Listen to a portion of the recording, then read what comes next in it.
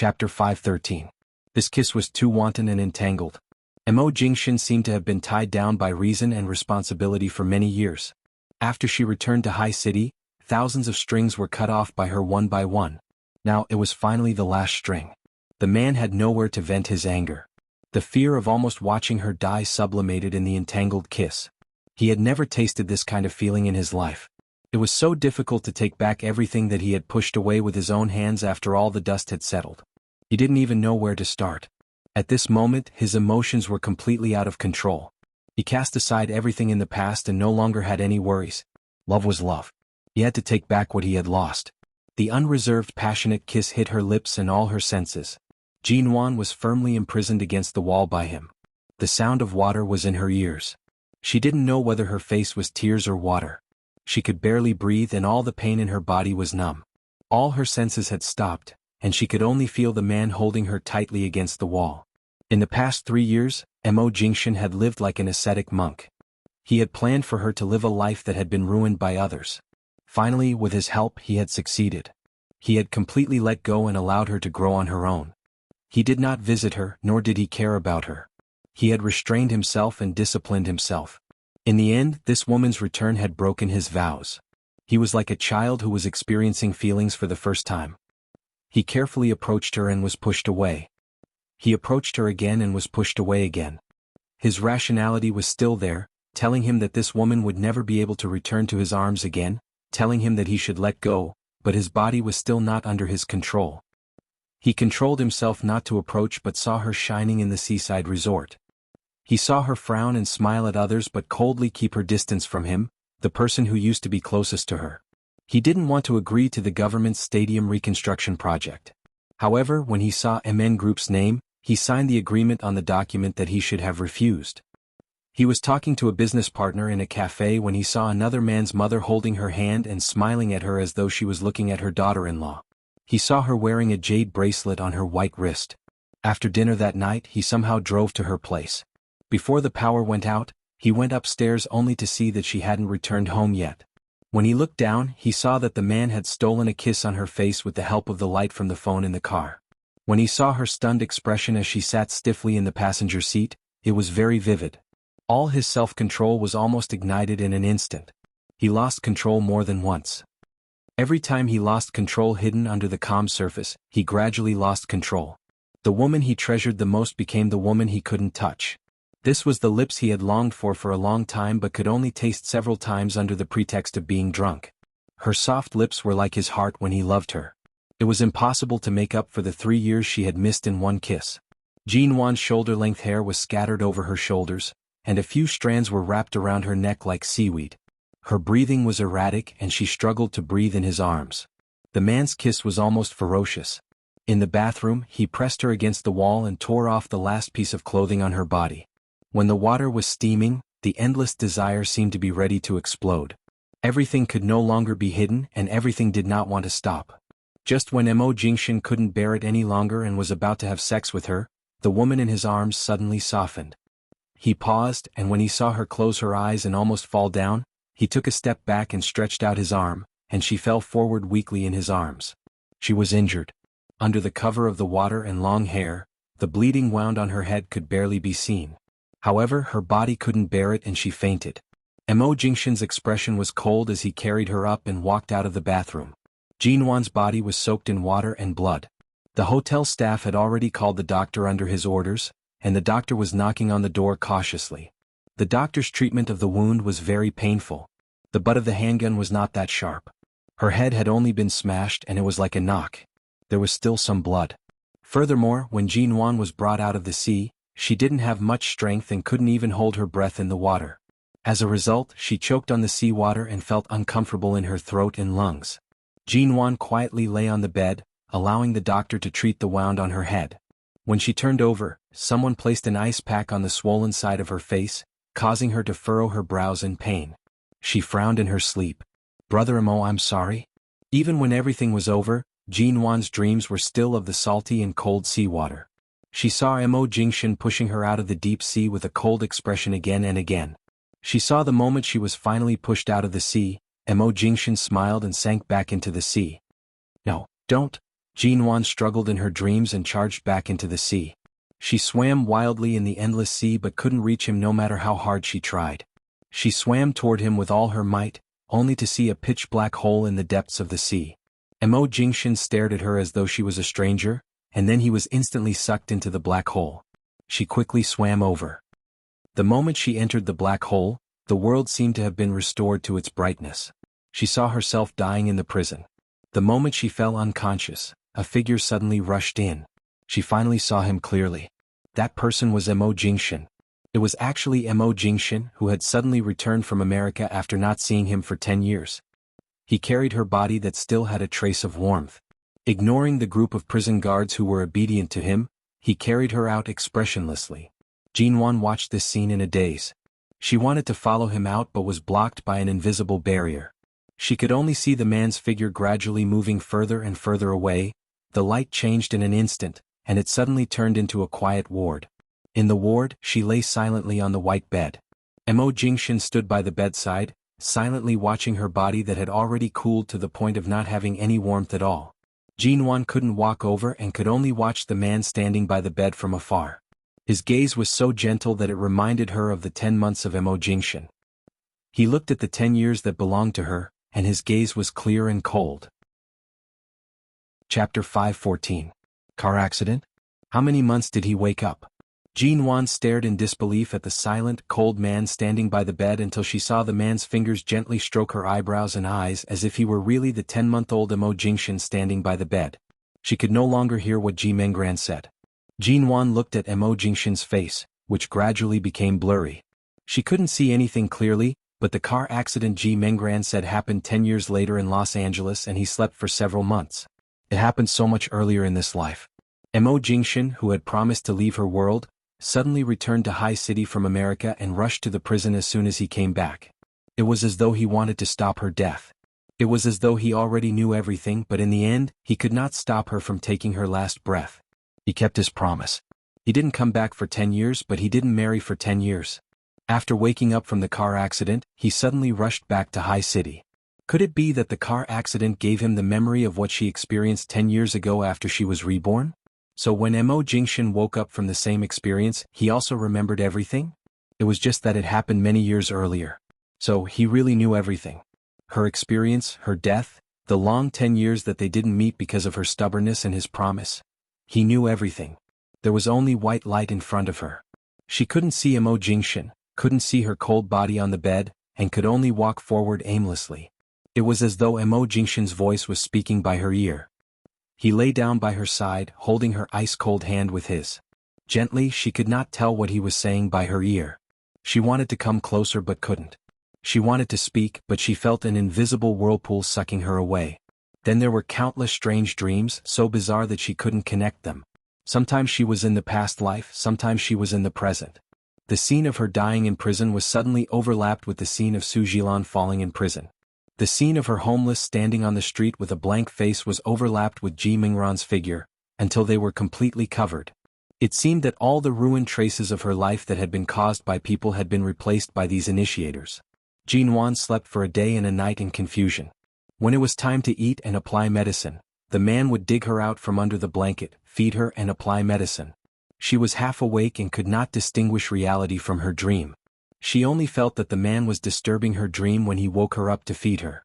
In the beginning she would frown and throw a tantrum, refusing to eat. She wanted to continue sleeping, but it was useless after a few times. When she refused to eat, the man was even more stubborn than her. If she only cared about sleeping and refused to eat, she would be the one suffering if she did not cooperate. Therefore, when Jinwan was dug up in a half-awake state, she had no choice but to eat obediently and let the man apply medicine or ice packs to her face. The next day, Jinwan finally woke up, but when she opened her eyes and looked at the familiar and strange environment, she was stunned for a long time, wondering if she was still dreaming. This place, Aolan International? Coincidentally, when she woke up, a doctor came to check on her body. Jinwan weakly closed her eyes and allowed the doctor to examine her. When the doctor left, she lay on the bed, staring blankly at the man who had just sent the doctor away and returned to the bedroom. The moment she met Mo Jingxin's gaze, Jinwan finally woke up from her dream. Everything that had happened before she fainted rushed back to her mind. She originally did not speak, but Mo Jingshan spoke up. You're awake? You slept for almost 2 days. You didn't even eat properly when you were half awake. Come and eat first. Jinwan did not have time to ask, wasn't she brought to a hotel near Binhai Road by him? Why was she at Aolan International when she woke up? The man directly walked out of the bedroom, leaving her with a view of his back in a white shirt. Jinwan? She did not move from the bed. After waiting for a while, the man returned. However, Mo Jingshan actually said that she was not allowed to eat in the bedroom. He said that aside from the injury on her head, her other injuries were not serious. After sleeping for 2 days, her strength was severely lacking and she had to wake up to eat. Furthermore, she had to go to the restaurant to eat. Jinwan remained unmoving. My head hurts. I don't have any strength. The man glanced at her, walked over, and directly lifted the quilt. I'll carry you over. Jinwan's face was indeed slightly pale. The moment the quilt was lifted, she abruptly lowered her head to look at the man's shirt she was wearing. She had been washed clean, and her body still smelled faintly of shower gel. Her hair was also fresh and clean. Aside from the shirt that belonged to him, she did not even have any underwear. So, while she was unconscious, he not only brought her back to Aolan International, but also bathed and changed her clothes for her? Jinwan did not move. I'm not feeling well. I haven't woken up yet. I want to lie down for a while more and... She was not wearing any other clothes. Regardless of whether those dreams were real or not, the two of them were already divorced. It was really inappropriate for her to wear so little in front of him. The woman lying on the bed stared at him with her clear black and white eyes. She insisted on lying on the bed and did not move. She even had the intention of pulling the quilt back over her body. The moment she pulled the quilt back over her body, the man silently lifted the quilt and threw it aside. He scooped the person on the bed into his arms and carried her out. Sleep after eating. I've only fed you some porridge these days. You have to eat. The moment Jinwan was carried, her body stiffened, but she really did not have any strength to resist. She could only widen her eyes and say, Mo Jingshan, don't you have any clothes here that I can wear myself? The man said indifferently, before you returned the key to Aolan International to me 3 years ago, didn't you take away all of your things in advance? Jinwan. So this is really Aolan International? Why did you bring me here? The man was unperturbed. The hotel is not suitable for recuperation. Jinwan rolled her eyes at him. The hotel was not suitable for recuperation? Then why didn't he say that it was not suitable for her to be violated when she was injured? If she hadn't fainted in time, he would have turned into a beast in the bathroom. But fortunately, her injury was not serious. She was hit by the butt of the gun. She should be thankful that she did not lose her memory or become a fool. Jinwan couldn't help but touch her hair, wondering if the doctor would shave off a piece of her hair to make it easier for her to apply medicine. She was worried, but when she touched her hair, she was relieved to find that not a single strand of hair was missing. Chapter 5:15. When she was carried to the dining table, Jinwan looked at the food on the table, which was obviously just ordered from a restaurant. Jinwan, am I not a patient? How can I eat such oily food? The man put her on the dining chair. They're all vegetarian dishes. They're not so oily. Jinwan didn't speak anymore but reached out and tugged the hem of her shirt down hard, trying to cover as much of her thighs as possible. When the man caught a glimpse of her movement, she still kept a straight face, but after all, she still had a lot of questions in her heart. She picked up the chopsticks and asked, by the way, did Su Jilan's death really have something to do with you? Eat. Jinwan? She glanced at him again. She was indeed hungry. No matter what, she had to eat. She was not in a hurry to talk about anything. She lifted her chopsticks and began to eat, but she only ate a little of the dishes. Although these dishes looked good and tasted delicious, perhaps because she had just woken up, she could not eat much. As she ate, she lost interest in these dishes. In addition to these vegetarian dishes, there was also a very light steamed fish. After tasting the fish, she felt that although it tasted good, it was not good enough. She couldn't help saying, nowadays the chefs of the hotels near Aolan International are not very good. For some reason she felt that the food sitting here shouldn't taste so bad, but she couldn't figure out why she felt this way. Mo Jingshan scooped soup for her. Hearing her words, he looked up at her and said indifferently, I was busy taking care of you when you were in a coma. Do you expect me to make time to cook for you? Jinwan bit the chopsticks and fell silent. All right. Every time she lived in Aolan International, Mo Jingshan would cook for her even if he came back late from working overtime. Every time she came here she could almost always eat the delicious food he made. In the U garden she had Auntie Chen to cook for her. In other places she might order takeout or cook for herself, but in Aolan International she often ate his cooking. It turned out that the strange feeling she had just now was just because of this place. The man put the soup in front of her and didn't talk to her anymore. Jinwan looked at the cold and indifferent man opposite her. She recalled those strange and dazzling dreams and slowly pursed her lips. Let's not talk about those dreams for the time being. What he said about returning to the starting point and about life's trajectory could also be put aside for the time being. But for the past 2 days, he hadn't gone to the company and had been taking care of her? She heard that after he took over Shine Group he almost never took a day off. This man now looked more unreasonable than before, but he was especially patient with her. She lowered her head to eat. Perhaps to show that she was not really unable to eat because of the gap, she simply ate a big bowl in one go. Although she felt much better, she was still badly bullied by the 2 kidnappers and slept for 2 days. It was impossible for her body to recover in a short time. She sat at the dining table without moving, but in her heart she had already decided to go back to bed and have a good sleep, waiting for her physical and mental state to recover. But it did not seem appropriate for her to continue living in Orange International. After all, they had been divorced for so long. Jinwan didn't think she was a vengeful person before, but when it came to Mo Jingshan, she found that although she was not obsessed with the past, nor would she tear her heart out and make a scene, she was still very vengeful. My cell phone and everything in my bag should have fallen into the sea with your car. Now I can't contact anyone. You should have a cell phone here. Can you lend it to me to make a call? She asked. The man stared at her for 10 seconds. When Jinwan was about to explain why she wanted to borrow his cell phone, he said lightly, "Stay here until your wound is completely healed. I'll send someone to inform your company." Jinwan? She hadn't even said the reason. Mo Jingshan walked up to her and lowered his eyes to look at her still pale face. Go back to the bedroom to rest. There are no clothes for you here. I'll ask someone to buy them from the mall and buy some daily necessities you can use, okay? Jinwan sat at the dining table, pursed her lips and said after a moment, "You can't have no underwear left here. Let's not talk about buying clothes.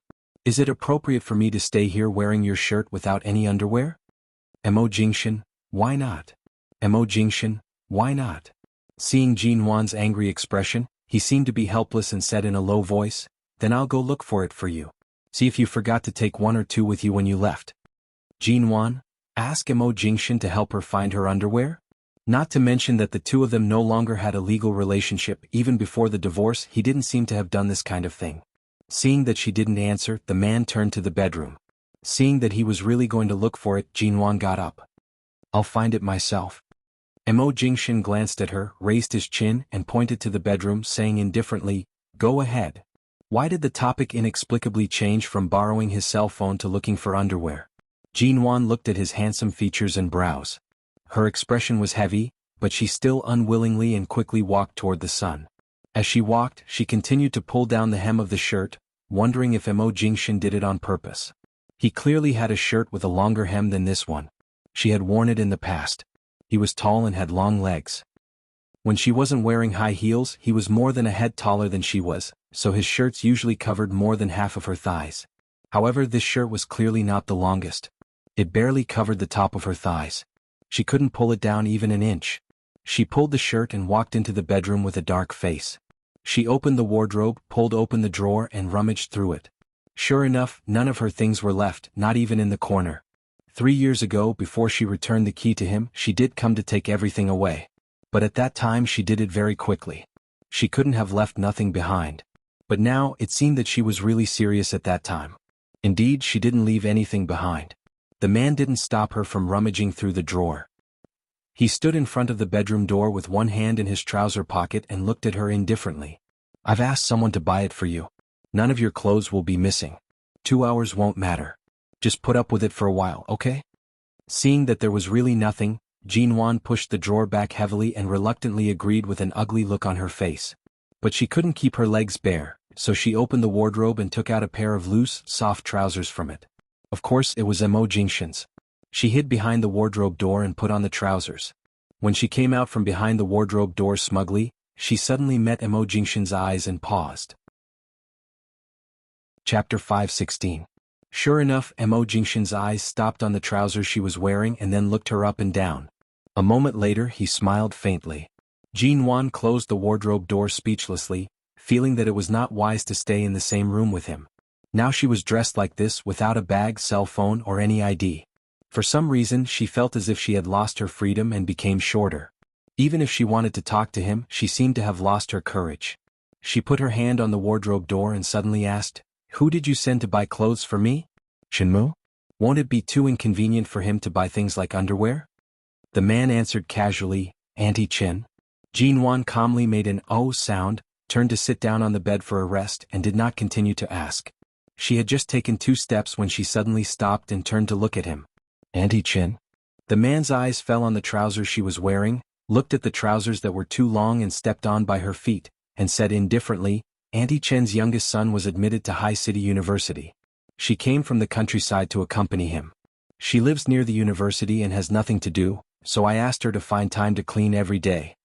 After leaving the Yu Garden, Jean Wan thought she would never see Auntie Chen again. But she did not expect that Auntie Chen's current job was still with Mo Jingshan and the Mo family. This was good. First, Auntie Chen's life and salary were guaranteed, and second, Auntie Chen was trustworthy and suitable for long-term employment. She was relieved that Auntie Chen was going to buy clothes for her. She didn't say anything, sat down on the bed, raised her legs and rolled up the long trousers, saying, "I may have to borrow your cell phone.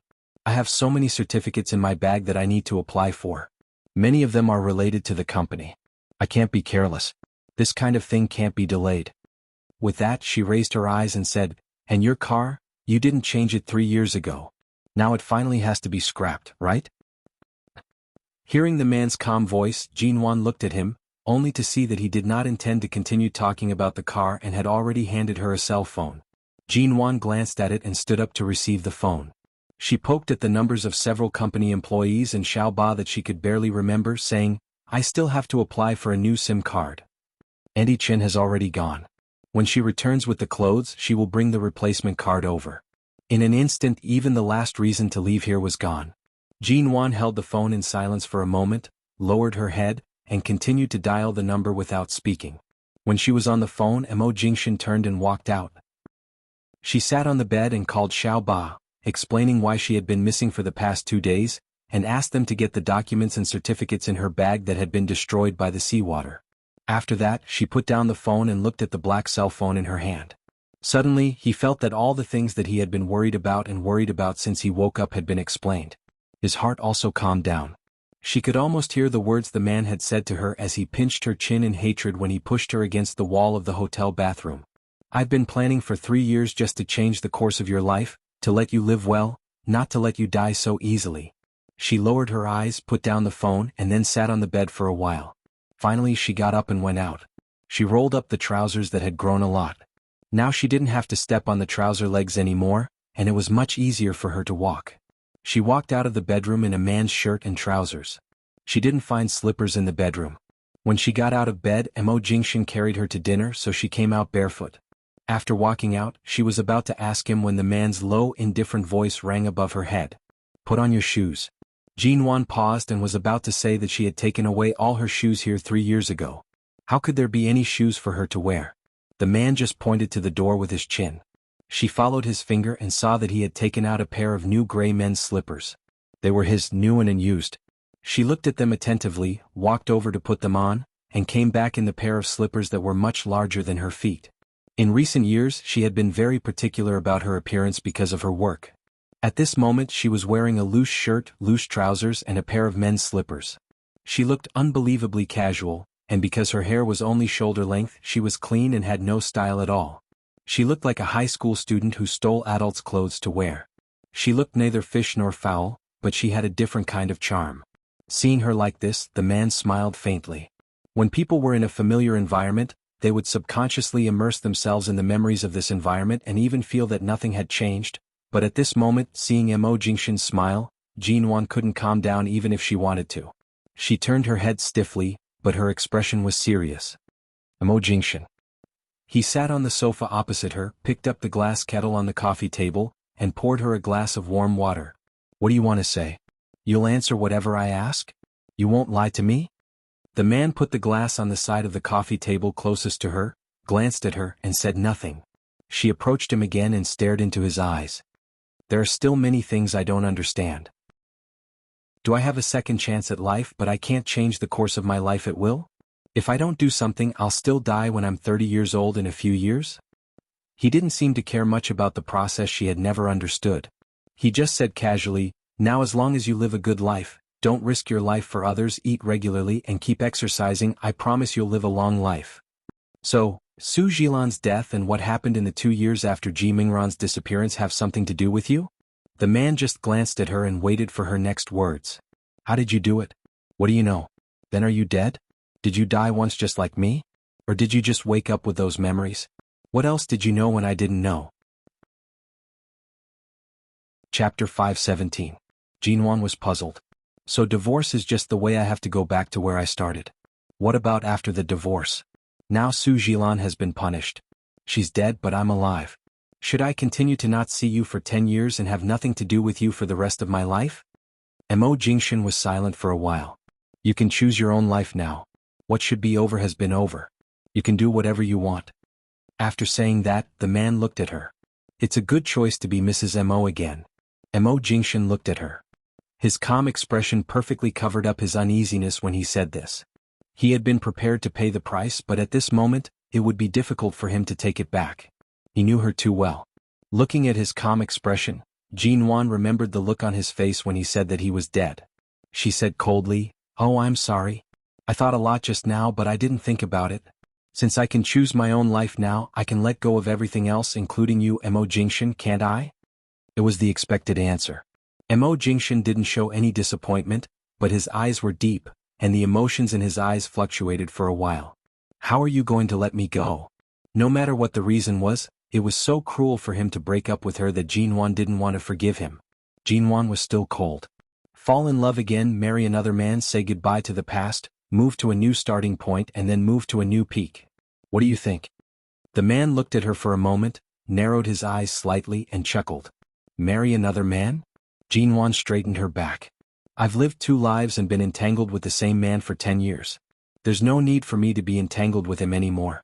Anyway, I've already left him. A good horse doesn't go back to the grass. I can only thank you for giving me a new life. When I get married again you can stand with my father. My new husband and I will respect you as our second parent and bow deeply to you. That's how I repay you, isn't it? Mo Jingshan watched her. Right now your words are filled with daggers. Can your heart feel better? There was no change in his expression, but he could feel the chill in his eyes when he heard her say that she was going to bow to him as if he was her second parent and that she was going to walk to him with her new husband. Jinwan kept a straight face and turned to the bedroom. My head still hurts. I'm going back to the bedroom to sleep for a while. When Auntie Chin brings me my clothes and my SIM card, please wake me up, COMO. If you can ask Auntie Chin to buy me a new cell phone, I'd be very grateful. After all, people can't do anything without a cell phone. I'm the head of MN Group, and I can't just be a boss who doesn't do anything. After that, he entered the bedroom and closed the door. Mo Jingshan didn't say anything until Jinwan lay back on the bed. She lowered her head to look at the shirt and the man's trousers, and then at the sunshine outside the window. She frowned gloomily, got up and drew the curtains. The bedroom was plunged into darkness and then she lay down again. Jinwan had thought that she couldn't fall asleep because all kinds of things were entangled in her mind. Maybe this was right. After all, life couldn't be restarted in vain. There were always some trajectories and experiences that couldn't be easily reversed. Then what on earth did he do in the past few years to transfer all the fatal flaws in her to Su Jilan and the others? After she died, in those days that she didn't know, he must have done or known something. She had slept for a day and a night, and in total she had slept for 2 days. After she woke up, she had been here eating and dressing. She didn't consume any energy at all, so she couldn't fall asleep. But soon after she closed her eyes and let her imagination run wild, she fell asleep in the faint familiar smell of the bed. When she woke up again, it was dark. It was not noon when she fell asleep. Jinwan got up from the bed, feeling much recovered. When she walked out of the bedroom, she saw 2 bags of clothes on the sofa and a small paper bag, in which was the replaced SIM card. Where is Auntie Chin? Jinwan thought she could see Auntie Chin. When Auntie Chin came back at noon, she saw you sleeping soundly, so she didn't disturb you and left. She'll come back tomorrow morning. If you want to see her, see you tomorrow morning. The man came out of the study at this time, his tone indifferent and calm. Jinwan glanced at him. Forget it. Anyway, she's in High City. If I have a chance, I'll invite her and her little son to dinner near High City University. I'll see her sooner or later. I'll change my clothes and leave. With that, she picked up the clothes on the sofa and the replaced SIM card. When she was about to turn back to the bedroom, she thought for a moment and looked back on the sofa. Don't you have a cell phone? COMO has thrown a car worth tens of millions into the sea. You can't be so stingy as to not ask someone to buy a cell phone for me, can you? He said indifferently, I'll go buy one with you after I've recovered. Jinwan looked at the man's displeasing composure. It was as though no matter what she said or made a fuss, he would treat it as her throwing a tantrum because of the anger she had suffered in the past. He was patient and calm. She snorted coldly. That won't be necessary. I don't plan to recover here. After changing my clothes, I'll go downstairs and take a taxi. The man's voice was slightly cold. Without a cell phone, you can't contact anyone. Without ID or money, you're going downstairs to take a taxi at such a late hour. Are you waiting for someone to rob you? Jinwan. He lowered his eyes to look at her and said lightly, if you don't feel comfortable living in Aolan International, I'll send you back. The premise is that your head was smashed and you'll have headaches in the next few days. You can't be alone at home. It's not impossible for me to stay at your place. Jinwan, then forget it. She lived so peacefully in Yuehu Bay. She couldn't let him know where she lived now. Is it so serious? She raised her hand and touched her head again. In fact, if she didn't touch it, she wouldn't feel any pain. She just felt some pain when she touched the wound with her hand. She had a feeling that Mo Jingshan deliberately said it was serious. If it was really serious, she would have been sent to the hospital. It was impossible for her to just stay here to recover. Jinwan saw him glance at her swollen face and head and stared at her with his dark eyes. It's very serious. Chapter 518. Jinwan changed her clothes, came out of the bedroom and met Mo Jingshan's eyes. Mo Jingshan silently looked at the woman's clear eyes as she stared at him. She was not entangled in the past, angry or hateful. In fact, he was not sure whether she would forgive him for this reason. Jinwan saw that his face was indifferent and calm. She didn't speak, straightened her collar expressionlessly and said, Can I trouble Mo to lend me 100 yuan? She couldn't borrow a cell phone, so she suddenly asked for money, and it was only 100 yuan? Mo Jingshan glanced at her, but Jinwan had already walked to the temporary hangar in front of the door and rummaged through his clothes inside and out, but didn't find his wallet. Then she remembered that in the sea not only her bag and the things in her bag were gone, but also the things in his shirt and trousers. It had only been 2 days and she had been taking care of him at home. She probably hadn't applied for a new ID card, and she probably didn't have time to buy a new wallet. But since he often went back to Aolan International, he had the habit of carrying some paper money with him, so there should be at least 100 yuan here. Thinking of this, Jinwan turned to look in the other rooms.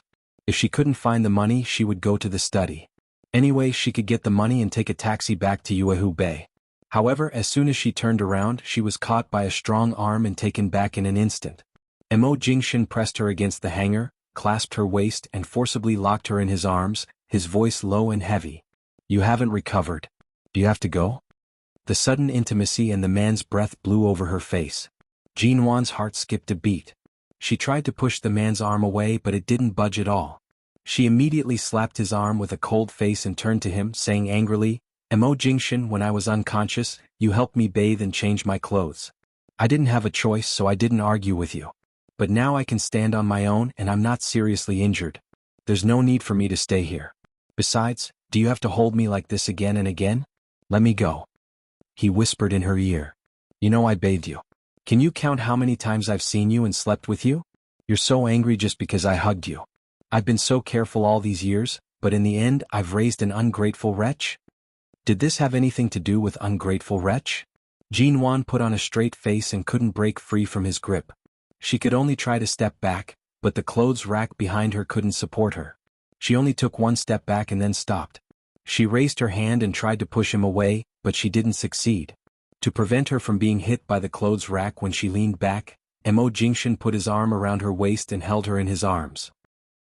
Jinwan only felt that she was suddenly lifted up, her feet off the ground, and he easily turned around and carried her to the sofa. The man sat down, put her on his thigh, buckled her waist and moved his handsome face closer.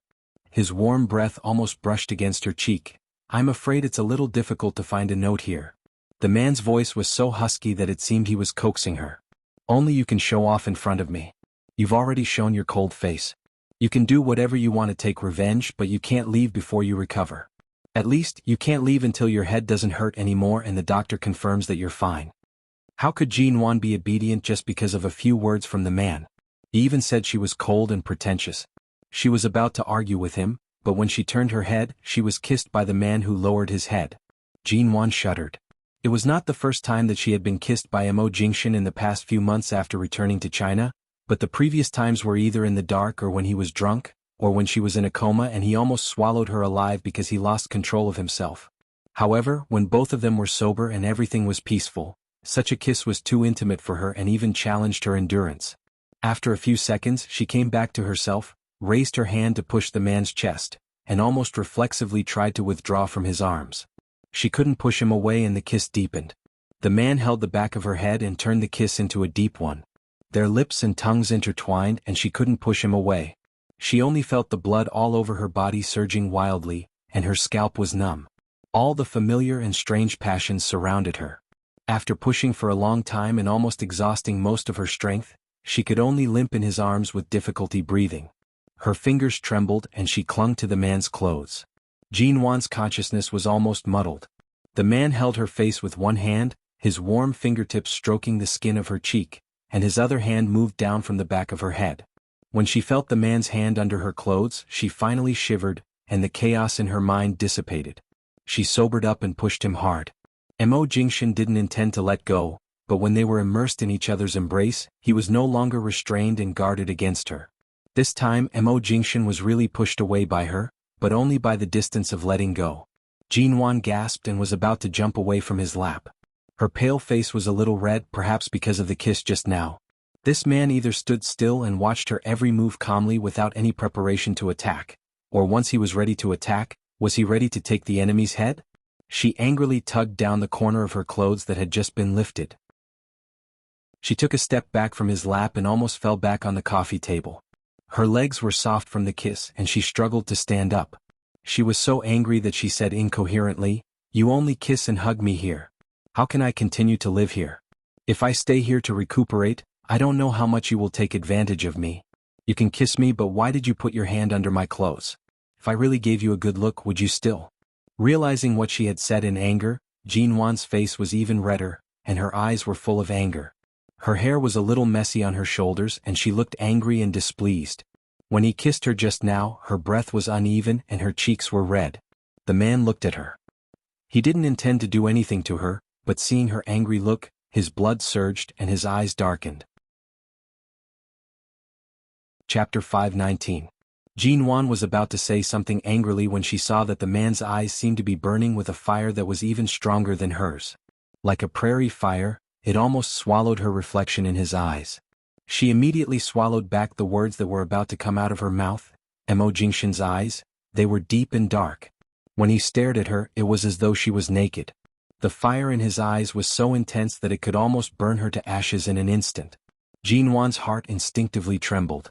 This man was no longer the man she had flirted with and pounced on when she had just been reborn. He completely knew everything about her. He was the Mo Jingshan she was familiar with and extremely intimate with, but also the Mo Jingshan who had promised her that he would never appear again. He was calmer and sharper than the Mo Jingshan she was familiar with. He was familiar but also a little frightening. Jean Wan's heart beat violently under his gaze. For some reason, she felt as though everything about her could be easily peeled away by him. This sense of danger made her heart palpitate and panic. By the sofa in front of him, she subconsciously wanted to run away. Mo Jingshan stretched out his arms and pressed her body, which was blocked by the coffee table, into the soft sofa. He bent down and kissed her again. It was no longer the lingering and hot kiss that seemed to melt the tip of the iceberg in her heart. Instead, it was an extremely entangled tongue kiss. When Jean Wan panted and tried hard to push him away, he kissed her from her chin and cheeks to the back of her ear. He kissed her sensitive ear, which he was familiar with, and his warm breath landed on her ear. The man's hoarse voice was pressed against her ear. He held her waist through her clothes and said softly, "I can't really give you a chance to find a new husband to be an eyesore in front of me. Being overly calm is useless to you. I might as well be more shameless. What's the big deal about putting my hand under your clothes? Which part of your body haven't I touched?" The sensitive part of Jean Wan's ear was constantly touched. She couldn't help curling up under him. Her body was tense and she put her hand between their bodies, but he still moved it to the other side of her body. After more than 3 years, Mo Jingshan clearly knew the most sensitive parts of her body very well. The first was behind her ear. She hadn't been intimate with any man for a long time. In the past 3 years, except for being accidentally kissed on the cheek by Mr. Vince, no other man had had any chance to be intimate with her. All sensitive parts were suddenly teased. Her nerves were sensitive and trembled. She couldn't help clutching his clothes and turning her head desperately to avoid him. Don't? Mo Jingshan raised his eyebrows slightly. He probably knew her better than she knew herself. He knew her sensitive parts, but he didn't expect that she was even more sensitive than 3 years ago. With a touch, her body trembled and her voice was almost forced to cry. Perhaps because Jin Wan had been giving him a hard look since she woke up, the man seemed to be taking revenge on her. While she was still trying to avoid him, he directly sucked her soft and white ear. In an instant, Jin Wan's nerves were about to explode, and her brain directly crashed. Except for shrinking her neck and instinctively trying to avoid him, her mind was blank and she didn't know what else to do. Her hands also instantly became weak. The man deliberately brushed a warm breath against her ear, and his low husky voice was still against her ear. Every time I hear you say the words him with a serious face, the desire lurking in my heart can't wait to press you down on the spot. I want to hear such a sound from your little mouth that is full of cold words. Jin Wan couldn't think calmly. She could only let out a soft moan because of the sensitivity in her ear, but because of the man's words, because of the words that seemed gentle and strong and combined with primitive desire, she firmly shut her mouth and refused to make a sound. Try calling me COMO again, and? The man's voice was almost bewitching. His low, sexy husky voice once again fell behind her sensitive ear, but it was almost threatening. Jin Wan bit her lip and didn't speak. She used her strong willpower to resist the man's temptation and instinctively resisted. I have nothing to do with you. If I don't call you CMO, what else can I call you? Ah. Such soft words with a hint of stubbornness had no effect on the man at all. The burning kiss spread from her white cheek to her neck. He continued to move down without hesitation, until the man suddenly took a hard kiss on her collarbone, causing Jin Wan to let out a low cry of pain and excitement. Jin Wan suspected that he had left a mark on her collarbone and hurriedly tried to push him away, but she couldn't stop him at all. Just as she froze and didn't dare to wriggle around, the man peeled off most of the clothes he had just put on and kissed her from top to bottom. Jin Wan's body shrank uncontrollably again. She felt that if he continued, she would really completely lose control. Looking down, she saw the obvious and clear red mark on her collarbone. Her face was so red that it could almost drip blood. Angrily, she began to push him with all her might. The woman who had been obedient suddenly struggled desperately. Mo Jingshan thought he was hurting her and instinctively loosened his grip. Jin Wan rolled to the side, but her whole body rolled off the sofa. Her shoulder and head, which had just been injured, hit the sturdy, hard frame under the coffee table. She gasped in pain. Ignoring her disheveled clothes and disheveled appearance, she curled up on the ground, closed her eyes and covered her head. The pain was so great that tears came out. She rolled down too fast and the force of the collision was definitely not light. Hearing the woman gasping in pain and sitting on the carpet by the sofa with her head shrunk as if she had been greatly wronged, Mo Jingshan immediately reached out and picked her up from below. Jin Wan was in pain and anger. The moment she was picked up, she hurriedly tried to push him away, but the man still forcibly picked her up and pressed her against the sofa. He raised his hand to pull down her head and checked her head. Where did you hit? Jin Wan had never been a person who liked to cry, but at this moment, her eyes were red from the pain. She glared at him and tried to kick him away with her hands and feet. Don't come over, Mo Jingshan, you gentle scum. You said you would let me recuperate here, but you dared to force yourself on me before I recovered. Sure enough, I was right. You are now a beast in human clothing. Chapter 520. Jin Wan raised her hand to cover her head. And my head. If she didn't show weakness now, this man might really do something to her. It was clear that the arrow was already knocked on the bowstring. The man's gaze was very heavy. Before his desire could dissipate, he was shocked by her pained expression and suppressed everything. When he saw her lowering her head to rub her head, his heart immediately softened. I'm sorry. I've been living like an ascetic for the past few years. It's inevitable that I can't control myself. He raised his hand to rub her head. Is it serious? It's my fault. You stay here and recuperate. I'll try my best to control myself and... Ascetic? She felt that this was Mo Jingshan's self-inflicted injury to gain the confidence of the beast in human clothing. She didn't speak but lowered her head and let him rub it for her. Seeing that the wound on her head hadn't healed, he didn't plan to do anything to her. He helped her put on her messy clothes. The woman refused to let him touch her, but he didn't stop. His gaze fell on the kiss mark on her collarbone and paused for a moment. Then he looked away with a dark gaze and lifted her collar to cover that mark. "All right, you sleep in the bedroom. I'll sleep in the study." "I won't touch you," the man said softly after helping her put on her clothes. Her clothes were almost stripped off by him, and her pants were almost taken off. Now he said he wouldn't touch her? Jinwan raised her head, glanced at him, and raised her hand to push her messy hair back. She said with a stern voice, "I want to go home." The man looked at her. After a few seconds he said, "No." She raised her eyelids and stared at him. "It's easier to be raped if I stay here, right? Even if I take a taxi back in the middle of the night, it's not as dangerous as staying here. My wife is in my arms. I can't control myself. I'm sorry." "Who's your wife?" The man lowered his eyes to look at her. The fire that had not dissipated earlier was still in his eyes. If she hadn't suddenly rolled down and fallen on the coffee table, if she hadn't hurt herself, he would have pulled her back to the sofa and continued. He would never let her off. A man who had been abstinent for more than 3 years was undoubtedly terrifying. Jinwan's fragile little body could not withstand it. The most dangerous person was by her side. How could she live here peacefully while recuperating? What was the difference between having a tiger that had been starving for 3 years and the tiger seriously saying, "Don't worry, I don't eat meat"? Although her head was injured, she wasn't so stupid that she couldn't figure out the situation. Seeing that she remained silent with a cold expression and crossed her hands in front of her chest, Mo Jingshan returned to sit by her side. He brushed aside the slightly messy hair on her forehead, his voice heavy. "Does it still hurt?" Her voice was patient and gentle. Jinwan raised her hand and rubbed her shoulder. She then touched the spot on her head where she had been hit. She said in a muffled voice, "It's much better. It's just a small bump. It was a little heavy when I rolled off the sofa. I'll be fine after a while." The man leaned over and lifted her arm. "Let me see." Jinwan instinctively moved aside. "What are you looking at?" Her clothes had just been put on, and he unbuttoned them to look at her shoulder. Jinwan pressed her hands against the clothes on her body and also the fabric on her shoulders. She glanced out the window. It was the end of August and autumn was approaching. It was the rainy season and it was drizzling outside. It was indeed very late. She did not allow him to approach and moved to the side to avoid him. She said seriously and sternly, "Mo Jingshan, on account of the fact that you've cared for me for the past 3 years, although I won't go so far as to cut off contact with you and show my gratitude, I'm afraid it's impossible for me to return to being Mrs. Mo. If you stop touching me, I can treat you as my new parent and treat you nicely. But if you ignore my wishes and force yourself on me, don't blame me for turning my back on you. I'll even accept being an ungrateful wretch. Anyway, our relationship has been so bad these years that it can't get any worse.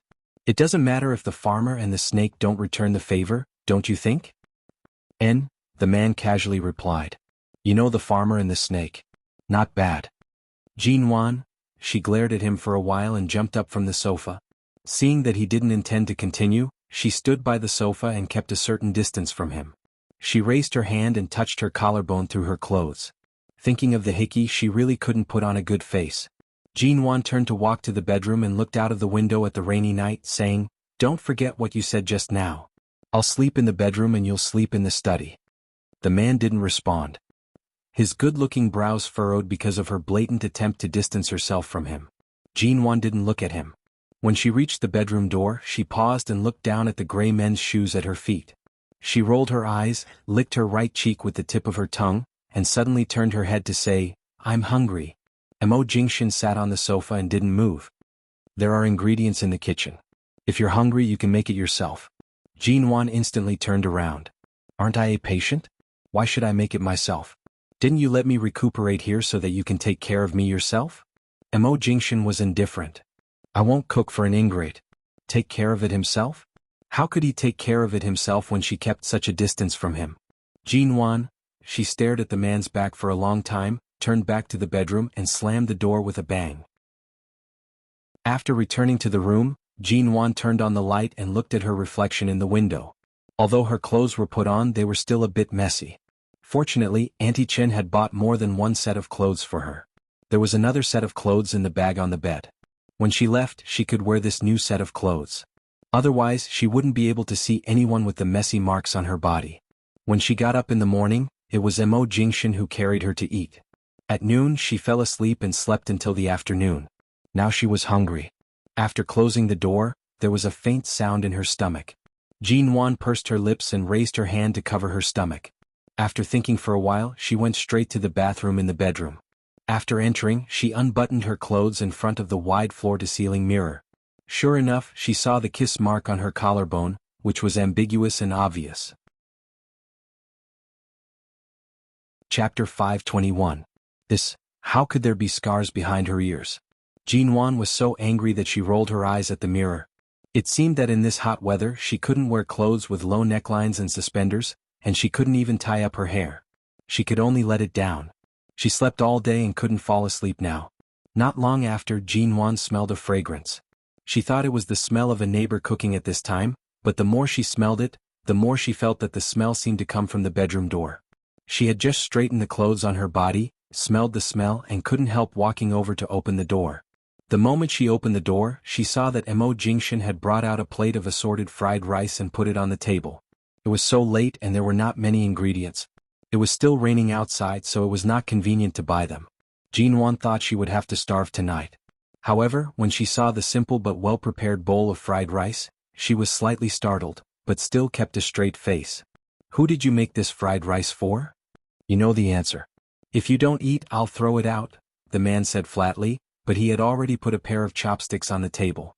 What a joke. She was hungry. How could she throw it out?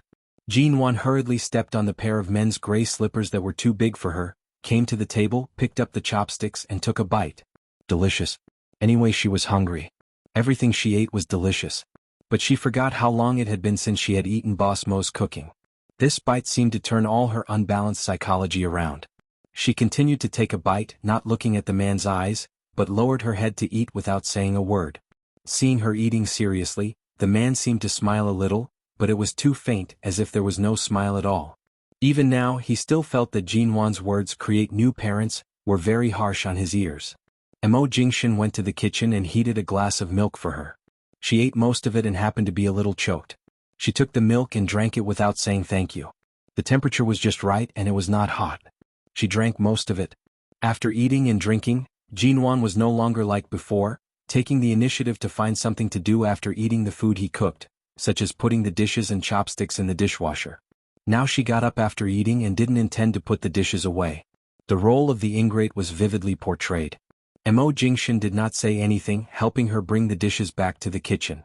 Jinwan wanted to go back to the bedroom, but she had eaten too much and drank a glass of milk, and now her stomach was full. Anyway, Mo Jingshan seemed to have calmed down. In this case, there was no need to deliberately avoid him. She walked around the sofa twice and suddenly glanced at the unopened room near the study. Her eyes stopped on the door and she hesitated for a few seconds. When Mo Jingshan came out, he saw that Jinwan had been staring at the door. Seeing him come out, Jinwan pointed to the door. "Has this door never been opened? A room that looks like a warehouse with all kinds of books and sundries. Are you curious?" The man glanced at the door. "Just a pile of sundries? Hai City is the city with the best feng shui in the country. It is surrounded by mountains and rivers. The builder of Aolan International chose this location because a famous feng shui master said that this was the best feng shui in the country, and this room is the center of the feng shui, so it needs a building to support it.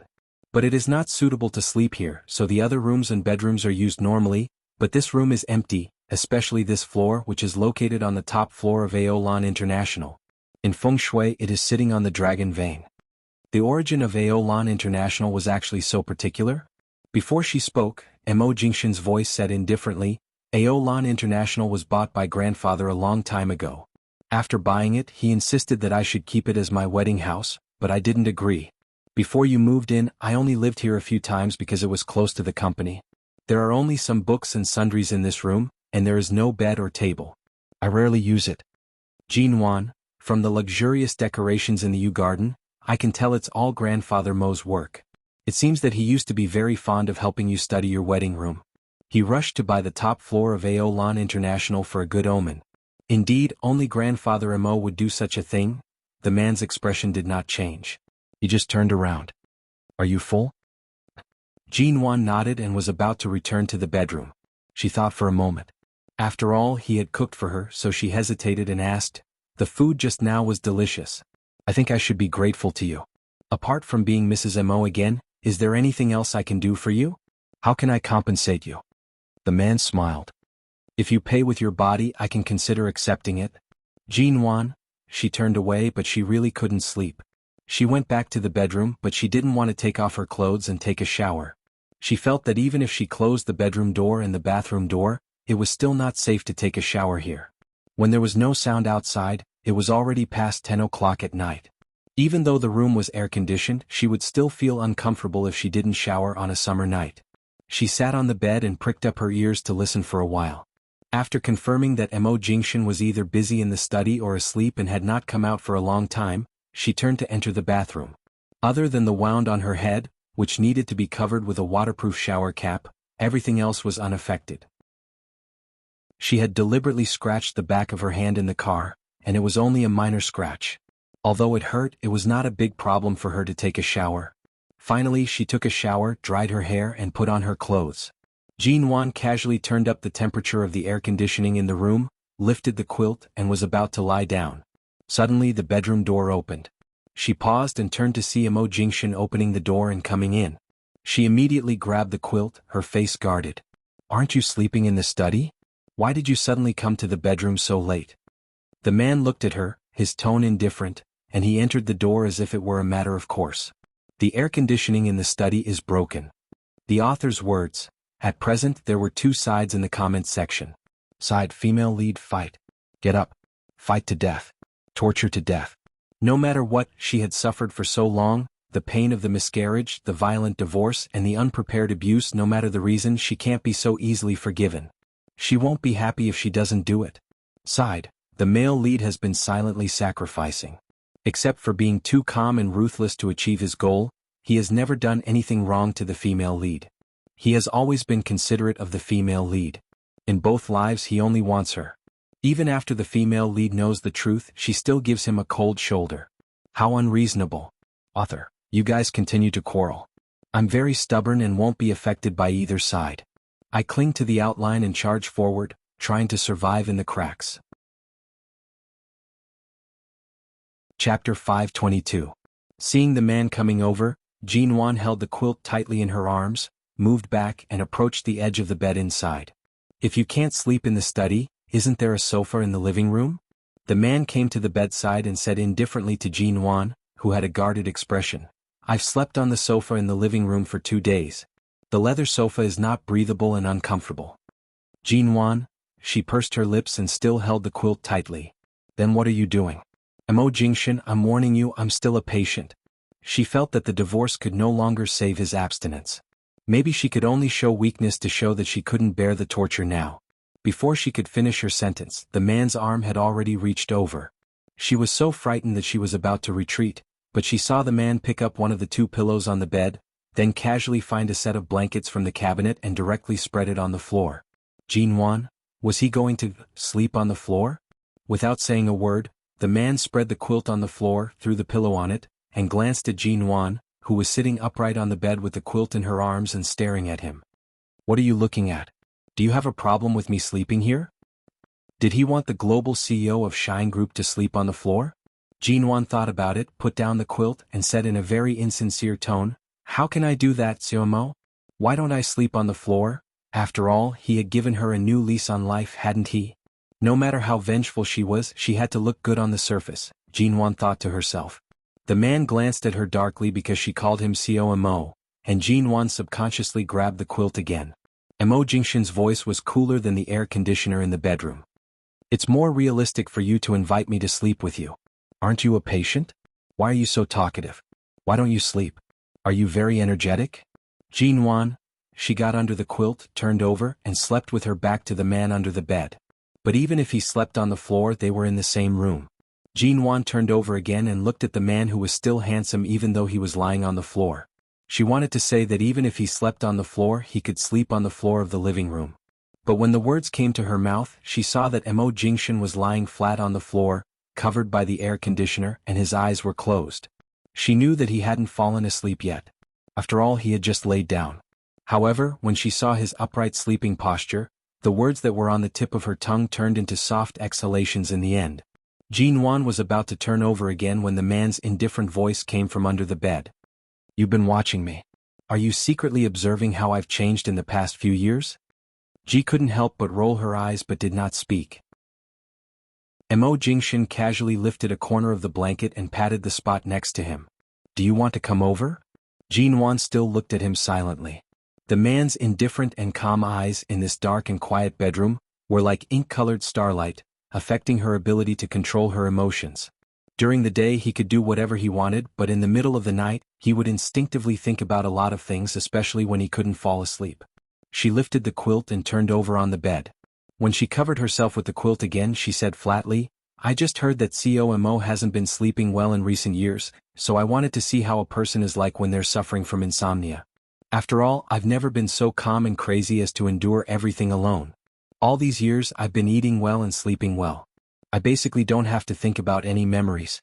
At night I fall asleep as soon as I hit the bed, completely unlike you." The man's brows moved slightly because of her words. He glanced at the woman on the bed with her back to him. Even though she had turned over and covered herself tightly with the quilt, her thin figure still appeared slender and petite under the quilt. From the start, Mo Jingshan knew that she would not easily lower her head. However, he did not expect that her evaluation of him would be that he was so calm that it could drive one crazy. Jean Wan closed her eyes. It was late at night and she soon fell asleep. The man sleeping on the floor also felt sleepy in this place that had kept him awake for 3 consecutive years. A good night's sleep. The next morning when Jean Wan woke up, the quilt that Mo Jingshan had put on the bed had been taken away. She sat on the bed in a daze for a while, raised her hand to rub her messy hair, and walked out of the bedroom, only to find that Mo Jingshan was not there. She looked at the time. It was already past 9 o'clock in the morning. She had slept for so long yesterday and she slept for so long this night. The biological clock that she had been used to for years was almost disrupted. This place was so close to his company. He must have returned to the company in the morning. What about her? She was not an idle person. She couldn't stay here all the time. Besides, she didn't even have a phone with her. Jean Wan didn't want to waste time here. She even planned to wash up after returning to the company or Yuehu Bay. She went straight to the door and was about to go out. However, as soon as she opened the door, she saw Auntie Chen, who was raising her hand to press the door password. The moment the door opened, Auntie Chen's hand froze in the air and her eyes met Jean Wan's. "Auntie Chen." Jean Wan reacted very quickly. Her sleepy face instantly turned into a pleasant smile. "Mrs. Mo." Auntie Chen was so excited that she even forgot to change the way she addressed Jean Wan. "You're awake. Every time I came here these 2 days you were sleeping. I didn't want to disturb you, so Mr. Mo asked me to come over in the morning to make breakfast for you. How are you now? Does your head still hurt?" Jean Wan's eyes paused on the vegetables and fruits in Auntie Chen's hands. Before she spoke, Auntie Chen pushed her back into the door with a smile. Still very excited, she took her hand and said, "I heard that you have been in England for the past few years. I thought I would never see you again. I didn't expect to see you again. It's so good to see you again. Auntie Chen, you don't have to make breakfast for me. I can go back to the company to eat. It's late now. I'm going to the company." Jean Wan's feelings for Auntie Chen were almost close to family, and the warmth in her heart was real. "How can I do that? You are injured and Mr. Mo has a meeting to attend. He specially asked me to buy some of your favorite dishes to cook for you. Hurry up, sit down and have a good rest." Auntie Chen pulled Jean Wan to sit down on the sofa and then took out some fruits from the shopping bag that Jean Wan used to eat. "I'll wash some fruits for you." "Wait a minute." Jean Wan wanted to say that now was a good time for her to slip away while Mo Jingshan was away. In broad daylight, even if she had no money or cell phone, she could still go back to her company. Chapter 523. "Mrs. Mo, do you still like Chinese food as much as before? How about I make some lean meat porridge?" Auntie Chen brought out the washed and cut fruit. When she saw Jean Wan looking at her, she paused and said shyly, "I'm used to calling you that, so it's not easy for me to call you Miss G." Jean Wan smiled, picked up a piece of fruit, put it in her mouth and took 2 bites. "I'll just eat some fruit. You really don't need to make breakfast for me. By the way, Auntie Chen, can you lend me your cell phone?" "Cell phone?"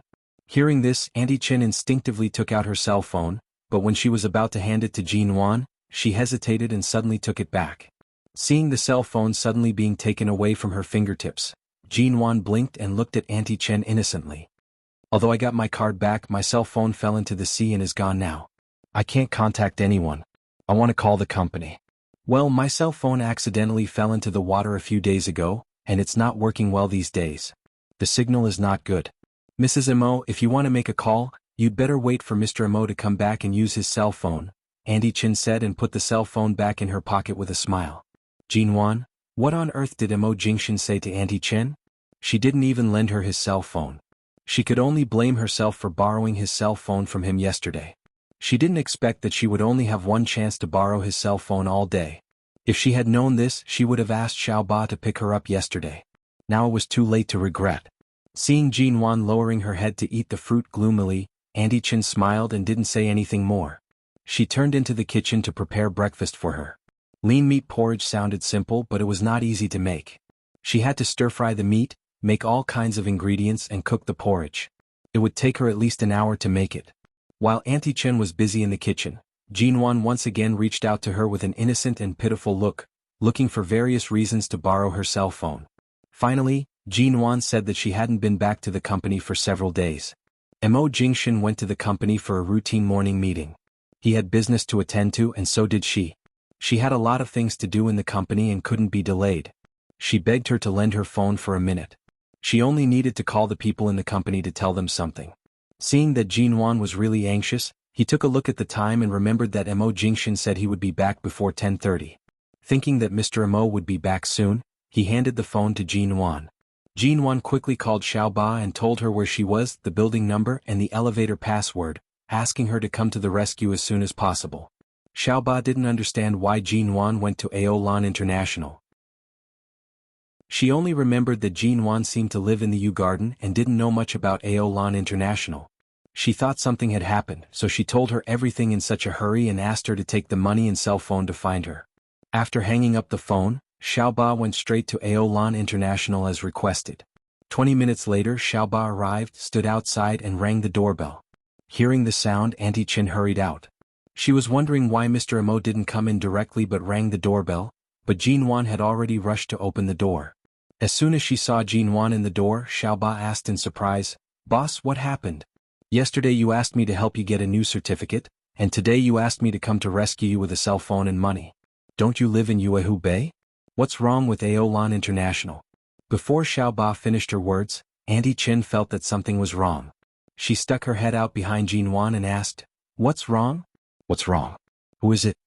Jinwan continued to block her way. She took the newly bought cell phone and a dozen notes from Xiao Ba, quickly stuffed them into her pocket and said with a smile, "My company's assistant." When Jinwan finally moved aside, Auntie Chin saw a young girl with a pair of round glasses who looked innocent and lovely, and she nodded. "Ah, your assistant? Do you work in the same way as Assistant Shin?" Auntie Chin nodded. "Yes, similar to Shin Mu," Jinwan explained with a smile. Xiao Ba didn't know what was going on, but she still nodded to Auntie Chin. "Hello. Good. Have you had breakfast before you came? I just made lean meat porridge. Would you like to come in and have some?" Auntie Chin said and reached out to pull Xiao Ba into the door. Before Xiao Ba realized what was going on, Jinwan reached out and pulled Auntie Chin's hand back. It could be seen that Auntie Chin didn't know why Xiao Ba came here and was afraid that something would go wrong, so she simply asked Xiao Ba to stay and wait for Mo Jingshan to come back. She never expected that one day Auntie Chen would take Mo Jingshan's side. She even had to guard against Auntie Chen. "I made a lot of porridge. Your little assistant looks very thin and must eat very little. Come in and have some with us." "It's okay. No, I've eaten. I just came to deliver something to COG. Xiao Ba hurriedly hid outside. "What did you deliver?" Auntie Chen immediately set her eyes on Jinwan and Xiao Ba's hands. Xiao Ba reacted quickly this time.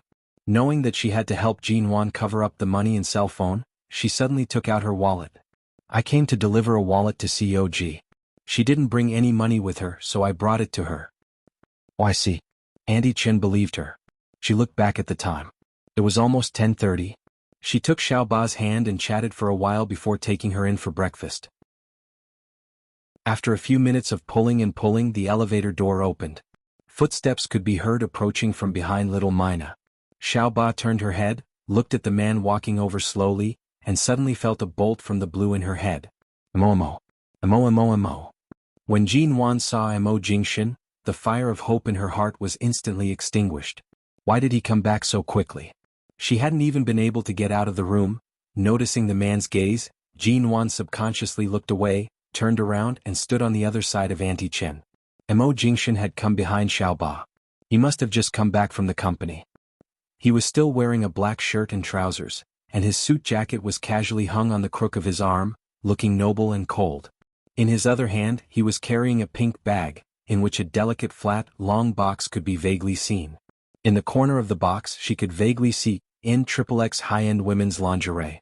Was this the lingerie that Boss Missouri personally bought for their boss Nguyen? Xiaoba's expression froze when she met Mo Jingshan's eyes.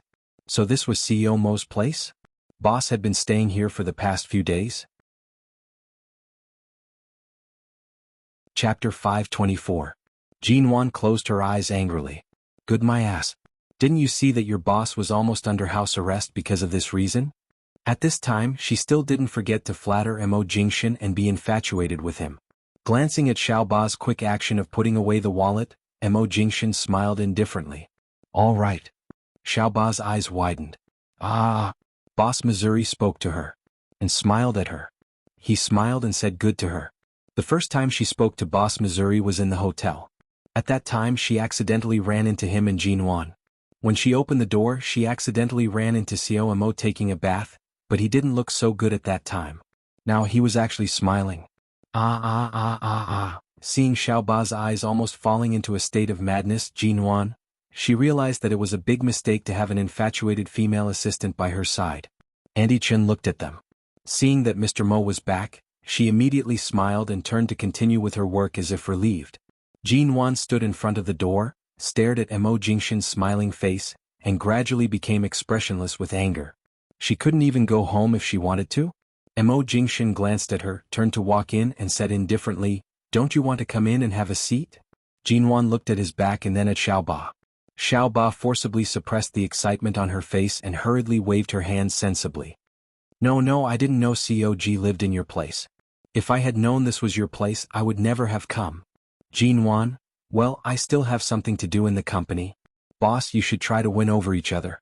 Get married again as soon as possible. I still have the vice president to take care of the company. Sister Xia has finished her confinement and can come to the company to help at any time. You don't have to worry about anything. Focus on your love. With that, Xiaoba took a deep breath at Mo Jingshan's back with a look of admiration, turned around and hurried to the elevator, not daring to stay any longer. The corner of Jin-Wan's mouth twitched. What the hell was she dating? It was not until the elevator door closed that Jin-Wan glared angrily at the man who had walked inside. Mo Jingshan was upright and dignified. Even though the underwear in his hand seemed to be the one he bought for her, he didn't look embarrassed or guilty at all. Jin-Wan walked over and glanced at the bag he had placed on the sofa. Sure enough, she didn't see wrongly. It was really underwear. Yesterday, Auntie Chen bought 2 sets of clothes for her, but there was only 1 set of underwear. Under normal habits, she would definitely change today. She didn't expect that he would buy these things for her after coming back from the company meeting. Jin-Wan pursed her lips. Why did you come back so early? Are all meetings so short? He said casually, It's a routine morning meeting. It won't be long. Oh, the meeting didn't last long. How disappointing. He didn't even give her a chance to slip away. Jin-Wan stared at him for a long while and then slowly took a step back. She tried not to touch the pocket containing her new cell phone and money so as not to attract his attention. She just turned sideways to ask, What happened to the 2 kidnappers that day? 1 dead and 1 injured. It's a gang crime. The other accomplices have been caught. The domestic police are quite efficient in handling this case. No wonder they were so arrogant and so many police officers were dispatched. It turned out that there were more than 2 people. What about your car? Jin-Wan had a dark guess that Mo Jingshan had long wanted to change his car. He drove a car worth tens of millions into the sea without even blinking. The man glanced at her and asked indifferently, What kind of car do you like? Does it have anything to do with what kind of car I like? It's not my car that fell into the sea. I don't need to change my car. Jin-Wan snorted coldly. The man glanced down at the parking lot from the window. Jin-Wan's car was parked below. He smiled faintly. Why did your assistant come here just now? Jin-Wan stood behind him and said discontentedly, A certain CEO of Shine Group didn't even give me 100 yuan. I had to find someone to give me the money. But you came back before the wallet fell into my hands. Xiao Ba, that coward, left as he pleased. He came here as if he didn't come at all. There was no difference. He glanced at her. Jin Wan avoided his gaze and turned back to the bedroom on the pretext of going to the bathroom. She took the money and cell phone out of her pocket. Worried that Mo Jingshan would come in and see them, she quietly took these things and the SIM card Andy Chen had helped her into the bathroom. She sat on the toilet and quietly put the SIM card into the cell phone. After turning on the cell phone and making sure the cell phone was working, she smugly switched the cell phone to silent mode, went out and hid the cell phone. She would take it out when she needed it. It was not until Andy Chen said that the porridge was ready and asked her to come out to eat that Jin Wan went out. When Andy Chen put the porridge on the table for her, Mo Jingshan walked past the dining table, took a look at Jin Wan, who was calm and composed when she came out of the bedroom, this time as if she had a backer, and turned his slender and straight figure to the study. Jin Wan ate the porridge, looked up at his back, and her heart was slightly anxious. He wouldn't find out, would he? After entering the study, the man casually turned on the computer under the bookshelf, and the surveillance software in front of the door quickly projected the scene of the past half an hour, including the scene where Xiao Ba stuffed a stack of money and cell phone into Jin Wan's hand and Jin Wan hid them in her pocket. The man's elegant and deep brows moved slightly. He smiled, turned off the screen and turned to go out. Jin Wan was still sitting at the dining table eating porridge. The cut on her neck caused by Mo Pilan's ring at the Mo family had faded a lot, and the cut on the back of her hand only hurt a little when it came into contact with water. However, when she took a bath yesterday, the wound on the back of her hand that had almost healed began to redden again.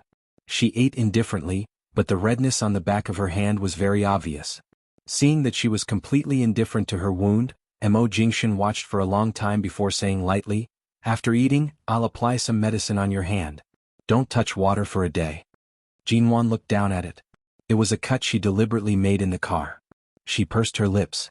"No, it's just a little cut. It'll heal by itself." Mo Jingshan took her hand. When Jin Wan was about to withdraw her hand, he held it and looked at the thin cut under the skin, which was still faintly oozing blood. Because she had taken a bath, it was obviously inflamed, so it was red.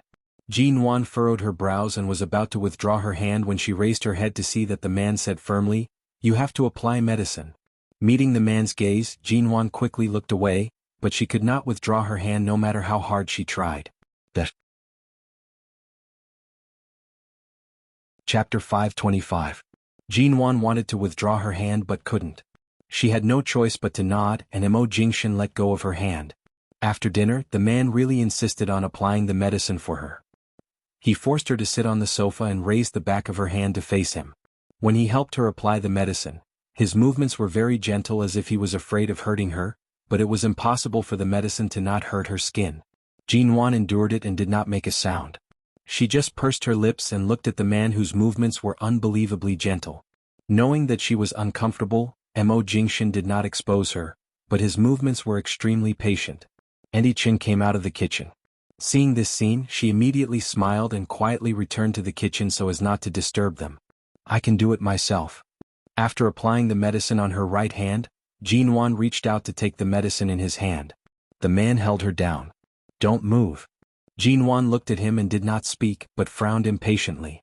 When the man finally let go of her hand, she immediately stepped back to keep a distance from him. Mo Jingshan unhurriedly put the medicine aside and looked at the woman who was still a meter away from him on the short sofa. His handsome brows moved slightly. "Don't be in a hurry to make your stand clear. I know how you feel. I'll give you time." It could be seen that Jin Wan had let go of what happened 3 years ago, especially when the truth was right in front of her. She had to let go of it. But the ravine he had cut with his own hands was still there. In the past 3 years, she had grown up alone, and there were too many indestructible things in her character. She needed time. Jin Wan took a look at him, did not speak, got up and left. She habitually closed the bedroom door and did not look back. Mo Jingshan got up, walked to the balcony of the living room, picked up his cell phone and dialed a number. His dark and deep eyes overlooked the view of High City in the distance. The moment the call was connected, he said indifferently, 3 years ago when I was in a coma because of the car accident, Jin Wan was always in the hospital?" On the other side of the phone, Qin Siding was silent for a moment because of his sudden question. He said, "Except for being forcibly taken home by your mother, Ms. Wanzhou, for several days, she was almost always in the hospital." "What does she do in the hospital every day?" "Of course she was waiting for you." At that time she had just had a miscarriage and her physical and psychological condition was very poor, but she did not shed a single tear. She was so calm that it was scary. She just stood outside your ward every day. The doctor did not allow her to enter, so she stood outside the door like a fool. She did not make any noise, and when she was tired she would sit on the chair outside the door for a while. When she saw a doctor coming out of the ward, she would stand up and ask you when you would wake up. Day after day, because they were not sure if you would wake up, even your father and mother had to return to their normal lives. They could no longer stay in the hospital every day, but she just stood outside alone, separated by a door. She could not enter, but she refused to leave. Qin Siding sighed as if feeling sorry for Jinwan. You know Jinwan better than anyone else. Before you divorced, you refused any of our advice because you were afraid that you wouldn't be able to make up your mind after hearing this, right? Mo Jingshan's gaze was fixed in a certain direction outside the window. For a long time he did not speak. Qin Siding, what? Jinwan is living a wonderful life now. She doesn't need to rely on you at all. Your woman is completely out of your control. Doesn't it feel good? Mo Jingshan, you're asking me all this now? Do you want to empathize with the pain she went through back then? You were in a coma at that time, and such a great pain forced her to hide all the regrets and sadness of the abortion in her heart, because nothing was more terrible than the news that you would never wake up. No matter what reason you had, the first thing you did when you opened your eyes was to divorce her. You didn't even give her a buffer time. I can't imagine how much she loved you. She even tried to persuade you to stay when you were cold to her. At that time, she would talk to everyone with a smile every day as if you were the greatest motivation for her as long as you were alive, and no difficulties could defeat her. But in the end she still collapsed and you were the executioner, weren't you? Seeing Mo Jingshan still didn't speak, Qin Siding sneered again. Last time her friend came to the hospital to give birth, we chatted for a while, but she didn't mention a word about you. She wasn't even interested in you at all.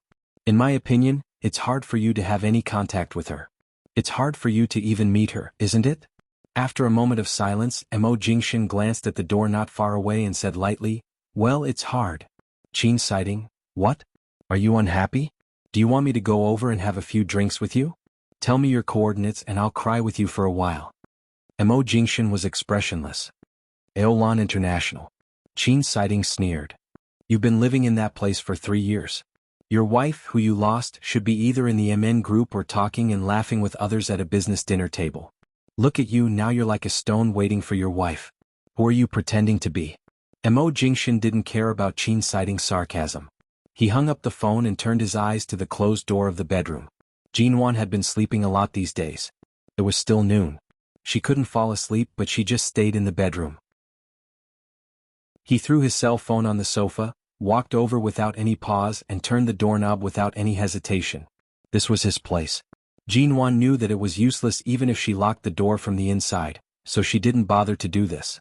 Without locking the door opened smoothly. The curtains in the bedroom were closed, and the moment the door opened, light from the living room fell in. Jinwan, who was sitting on the carpet by the bed in a daze, was startled. She raised her eyes and stared blankly at the man coming toward her. What are you doing? She asked subconsciously. Without a word, Mo Jingshan pulled her up from the carpet and put her on the bed. Mo Jingshan. Jinwan frowned unhappily because he came to hug her again, but the man didn't speak. Jinwan was angry. Mo Jingshan. I'm giving you time, but it doesn't mean I'm allowing you to sit on the floor and blow on the air conditioner that's only 20 degrees. You haven't recovered yet and you want to catch a cold again? Jinwan didn't notice the temperature of the air conditioner.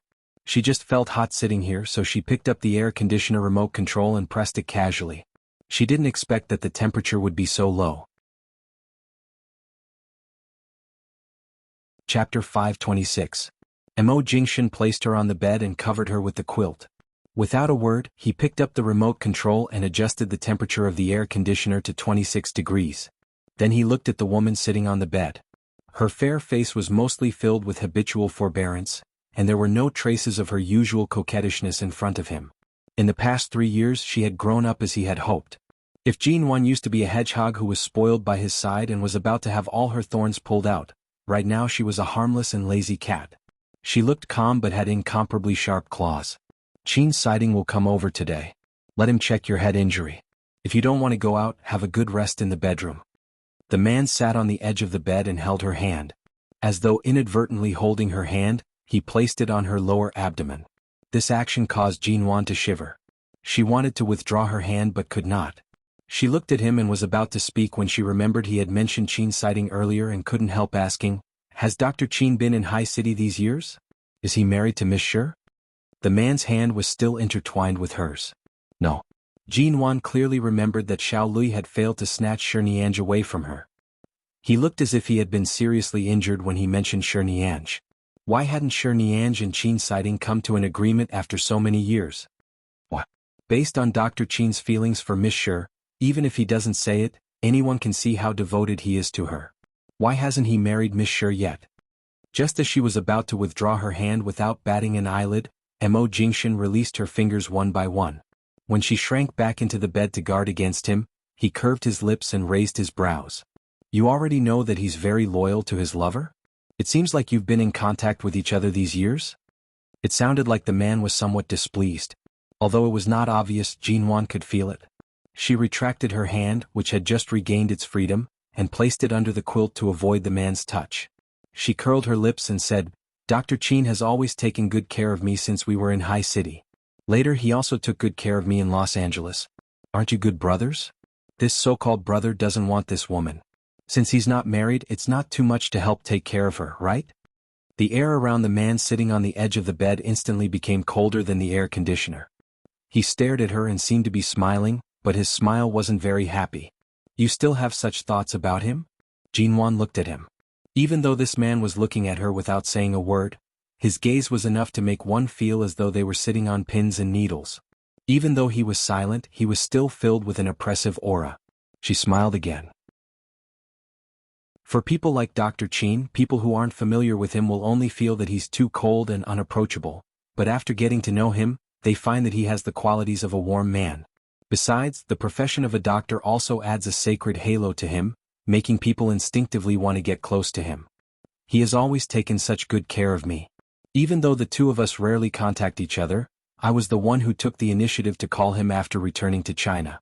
Speaking of which, he's also an old friend whom I haven't blocked all of my contact numbers. Mo Jingshan was expressionless. "You're so interested in him?" Jinwan casually folded her hands under the quilt and casually played with her nails.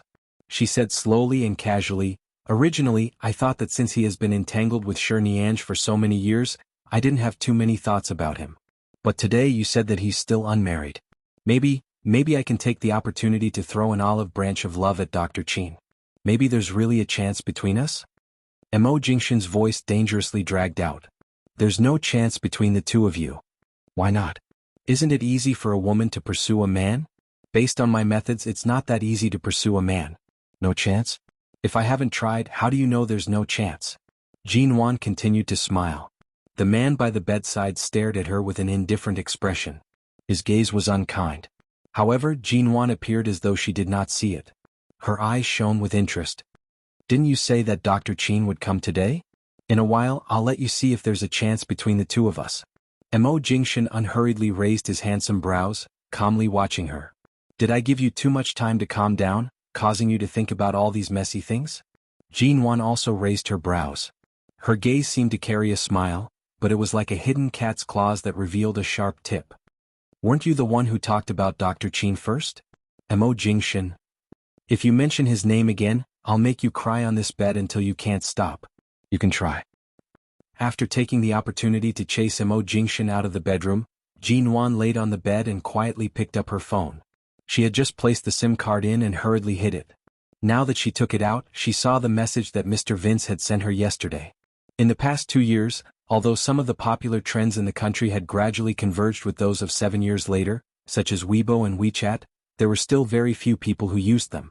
At the very least, it would take another year or two for them to become popular. Thus, even though Jinwan immediately used WeChat, the number of people in her friend list was pitifully small. There were only a few people in the company. Most of her communication with others still relied on text messages. Mr. Vince's message said that he had already returned to High City.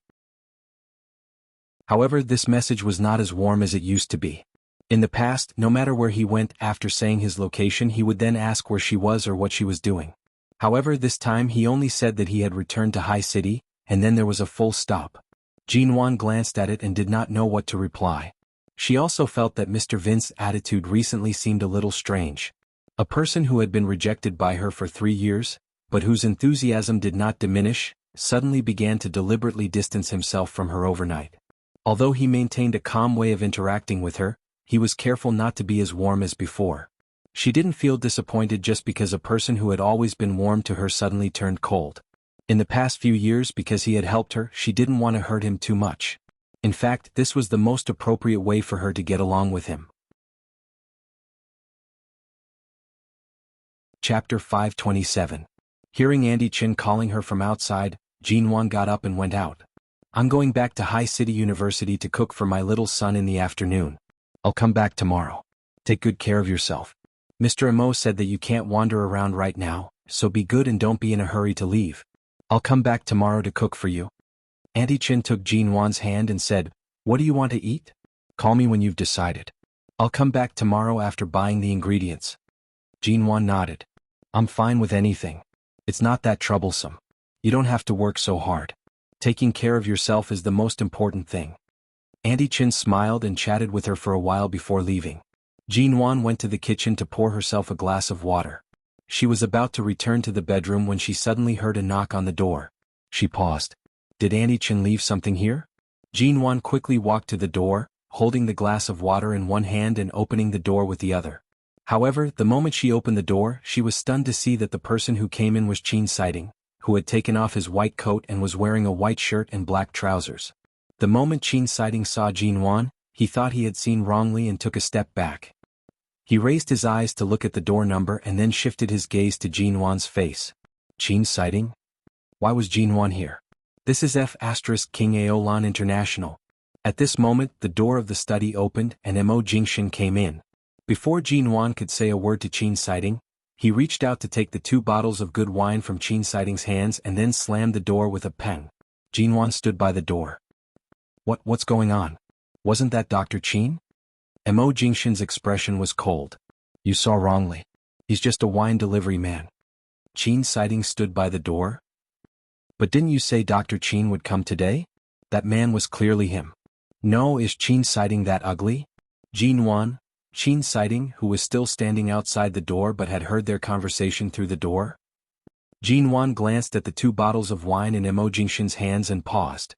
She subconsciously turned back to look at the wall in the living room. 3 years ago, she had bumped into the wine cabinet, and all the precious wine inside had fallen out. She had drunk quite a lot of it. In the following years, Mo Jingshin didn't put any bottle of wine in his apartment at Aolan International. He even removed the wine cabinet and replaced it with a shelf for documents. Mo Jingshin's phone rang almost at the same time. He did not need to guess to know it was Chin Siding, whose expression was as black as the bottom of a pot. He glanced at his phone and switched it to silent mode. Jinwan was still absent-mindedly staring at the wine cabinet that had turned into a table shelf. She turned to see the man with a strong aura throw his cell phone on the sofa and meet her eyes. It could be seen that he really did not intend to let Chin Siding in. It's rare for Dr. Chin to come here on vacation. He must have something to talk to you about, right? Jinwan harbored a deep sense of guilt toward Chin Siding. She felt that she should do something. Otherwise, it would be too unfair to just lock him outside like this. He glanced at her and unhurriedly placed the wine aside. When he glanced at the year written on the 2 bottles of wine, he took the time to casually reply, What did I say earlier? You dare to mention a single word about him? Jinwan glared at him. She felt that facing a man who had not touched meat for 3 years, anything he said would definitely have a certain degree of threat. How infuriating. Seeing that there was no longer any movement outside, Jinwan rushed into the bedroom. She had just taken out her phone from under the pillow when she saw a message from Chin Siding. Chin Siding? ? Jinwan's lips twitched. She rushed to reply, I'm sorry to call you Dr. Chin. Today's incident was purely an accident. Chin Siding? How could Jinwan dare to tell him the words she had casually said to Mo Jingshin? Faced with his speechless expression, she could only send a few question marks. She wanted to cry but had no tears as she replied to him. There was a misunderstanding earlier. Several minutes later, Chin Siding had probably already gone downstairs. He sent another message. Why are you at Aolan International? Jinwan's mind was filled with guilt for accidentally hurting Chin Siding. She did not carefully look at his message with question marks and continued to reply, I'm sorry, Dr. Chin T. After I leave this place, I'll definitely apologize to you properly. Chin citing, these two lunatics. This old man had specially brought 2 bottles of good wine to watch Mo Jingshan cry. In the end, the moment he arrived, he saw Jin Wan running to open the door. Was this not enough? She even said he was ugly? Damn it. After staying at Aolan International for another night, Jin Wan originally wanted to find an opportunity to enter the study to check if the air conditioner was really broken. If it was really broken, why did Mo Jingshan not call anyone to fix it? In the end, she could not find an opportunity. At night, Mo Jingshan once again entered the bedroom to sleep on the floor. Looking at the man lying on the floor, Jin Wan quietly hid the phone hidden under the pillow deeper. Thankfully, she had turned it off an hour ago. The man's eyes were closed. Even though he was sleeping on the floor, his posture was dignified and elegant, as though he was sleeping on a limited edition mattress. He did not speak up because of her stealthily reaching her hand under the pillow. However, when Jin Wan carefully rolled over with the quilt wrapped around her, the man's lips silently curved in an indulgent smile. The next morning, Mo Jingshan did not have a morning meeting. Auntie Chin came over early to cook. As they were eating, someone knocked on the door. The knock at this time was very sudden. No one else would come to Aolan International. Jin Wan also felt it was strange. She turned to see that Auntie Chin had already gone to open the door, so she continued to sit by the dining table without moving. However, after opening the door, she vaguely heard Auntie Chin's voice. Oh, okay, please wait a moment. Auntie Chin turned and quickly walked over to say, Mr. Mo, there are 2 police officers. They seem to be special police. They say they have something to discuss with you. Hearing the word, special police, before Mo Jingshan could speak, Jin Wan had already stood up and walked over. When she arrived at the door, she saw Yen Gu and another person dressed in a police uniform standing outside. She immediately asked in surprise, Yen Gu? How did you find your way here? Yen Gu was clearly surprised that Jin Wan would be here. He paused for a moment before saying, Sister Nguyen? Previously, after you were kidnapped by the kidnappers, the police were unable to contact you. We found this place through some channels and wanted to come here to give a statement, but why did you? Before Yen Gu could finish speaking, Mo Jingshan's tall and cold figure had already walked out. The moment he saw Mo Jingshan, he realized that Jin Wan seemed to have been staying here for the past 2 days. Yen Ji's eyes instantly widened. What exactly is his relationship with you, Sister Nguyen? Mo Jingshan stood by the door, expressionless. The woman in front of you is my ex-wife. Chapter 528. Jin Wan immediately turned back to glare harshly at Mo Jingshan. Mo Jingshan's unperturbed gaze swept over her as though saying, What's the problem? Jin Wan, ex-wife? Yen Gu was so shocked that even the short hair on his head stood straight up. He stared in disbelief at the man behind Jin Wan. Ah? So, the last time they sat together to eat beef noodles they already knew each other. Furthermore, they were in such a relationship as ex-wife and ex-husband. It was no wonder that even though they knew each other, they pretended not to know each other. It seemed like the 2 of them did not get along well after their divorce. Since that was the case, after 2 days of investigation, they learned that this man was Mr. Mo. That was why the housekeeper at the Mo family previously addressed her as Mrs. Mo. Yen Gu felt as though a huge case had finally been solved. He scanned Mo Jingshan up and down several times. Mo Jingshan calmly and coldly glanced at him. Should a police officer who comes to take a statement have this kind of gaze and attitude? Hearing this, Yen Gu immediately put on a stern expression. He glanced at him awkwardly and then turned to Jin Wan, who was standing speechlessly by the door. Sister Nguyen, is it convenient now? Can we go in? Jin Wan was about to speak when Mo Jingshan's cold voice rang. It's not convenient. Jin Wan, Yen Gu, the other police officer who came with Yen Gu. Jin Wan smiled and moved away from the door. She then turned to look at Mo Jingshan. Seeing that the man did not move and had no intention of letting them in, she turned to speak to Yen Gu. From the perspective of a citizen and the police, we have to cooperate no matter if it's convenient or not. But why are you here to take a statement? Aren't you a SWAT trainee? Our boss Ling sent me here. This is the brother in charge of taking the statement. Someone discovered your car parked here during an investigation, so I came to take a look. Yen Gu smiled at Jin Wan, revealing a set of white teeth. After all, I'm still your bodyguard. I have to pay more attention to your matters. Jin Wan tilted her head slightly and used her chin to point inside. Come in. Thank you for your hard work. Yen Gu hurriedly signaled the police officer by the side with his eyes. The two of them were about to enter, but before they could step through the door, they raised their eyes to see the man still standing by the door with no intention of giving up his seat. The moment he met Mo Jingshan's cold and unwelcoming gaze, Yen Ji's expression became more cautious. He turned to Jin Wan. "Sister Nguyen, since you're an ex-wife and ex-husband, have you been living together for the past 2 days?" Jin Wan calmly replied, "Didn't I injure my head that day? You saw it for yourself. After that, I fell into a deep sleep for 2 days. When I woke up, I was already here. It's probably more convenient to take care of me here." Right now, Yen Gu was acting like a bodyguard again. Anyone who harbored ill intentions toward Jin Wan would be his #1 target. However, seeing that Mr. Mo didn't have the slightest self-awareness of being investigated by the police and didn't have any intention of letting them in, Yen Ji's expression immediately turned stiff. "In that case, after the statement is taken, Sister Nguyen, I'll send you home. It's not appropriate for you to stay here." Jin Wan nodded. "All right." Jin Wan readily agreed. She readily agreed, but Mo Jingshan raised his gaze to sweep a glance at her. "All right?" Jin Wan also glared at him. Anyway, there were 2 police officers by her side. Her reason to leave was also smooth. Why wasn't it good? This was simply too good. However, the man casually closed the door. Yen Gu, who was about to collapse into the door, was instantly slapped out. Yen Gu, whose nose was almost broken, stood outside the door. He then looked at the police officer by the side, who was equally dumbfounded. "The 2 of us, have we been chased out?" The police officer: "I'm not sure. I've just been promoted from an intern. This is my first time out.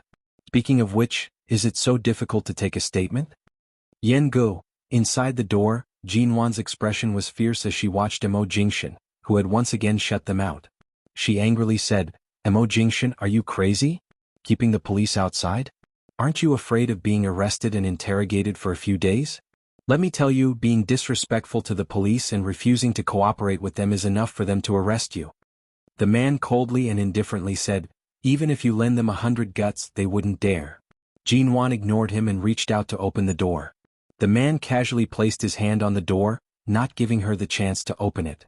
While she was arguing, he lowered his head to look at the little woman who was struggling to tug his hand away to open the door. His voice was cold and clear as he said, "You've only lived here for a few days, but there have been quite a few people who have come to rescue you. I won't bicker with the assistant called Xiao Ba, but the brat outside isn't suitable to be your bodyguard. When you return, fire him. In the future, stay away from him. Why do you care who I hire to be my bodyguard? If it wasn't to ensure my own safety, why would I need a bodyguard by my side? Besides, the reason I hired him is because I almost got into danger last night. That's why I... Do you think I don't know that you were assaulted by a drunkard at night? Or do you think I don't know that you brought that Mr. Vince upstairs into your house?" The man's tone was indifferent to the point where there was almost no warmth. However, it was clear that when he mentioned Yen Gu and Mr. Vince, who she had barely contacted recently, his eyes were clearly filled with displeasure. Jin Wan's gaze faltered. She abruptly glared at him. "You sent people to follow me?" The man lowered his eyes to look at her. "If secretly arranging 2 bodyguards by your side counts as following you, you can think of it that way." Jin Wan was momentarily speechless. Did he arrange for people to protect her without her knowing? She had been so busy after returning to the country that she did not pay much attention to such matters. That incident with the drunkard was also because Mr. Vince was nearby and had rushed over quickly. As a result, she did not know that there was actually someone secretly taking care of her safety. Later on, she moved away in time, so she did not pay much attention to such matters. She pursed her lips and pointed to the door in front of her. "No matter what, you can't just lock Yen Gu and the others outside like this. In any case, they are police officers and have a mission. If you don't finish this statement today, there will be other police officers coming tomorrow. Sooner or later, you have to cooperate." His eyes seemed to be smiling, but they were cold. It was obvious that he was very repulsed and bothered by Yen Gu. Or perhaps, he was very bothered by all the men who got close to her. "You can cooperate, but after opening the door, you have to try asking him to take you away." Chapter 529. Jin Wan glanced at him. "Mo Jingshan, it's my freedom to stay or leave. I have no money, no cell phone, and no freedom here. Aside from eating, I only sleep. Even a pig can occasionally see the outside world. Why should I be restricted to this extent just because I'm recovering?" You don't have money? No cell phone? The man smiled ambiguously. Do you need me to confiscate the things you've hidden under your pillow? Jinwan, what? How did he know? The man glanced at her again. Are you planning to make me admit that I'm treating you like a pig and depriving you of your freedom? Hiding your cell phone under your pillow is such a clumsy method. Do you really think I don't know? Jinwan, she had always thought that an upright man like Mo Jingshan would not do something like searching under her pillow, so she kept her cell phone there without worry. She did not expect him to know.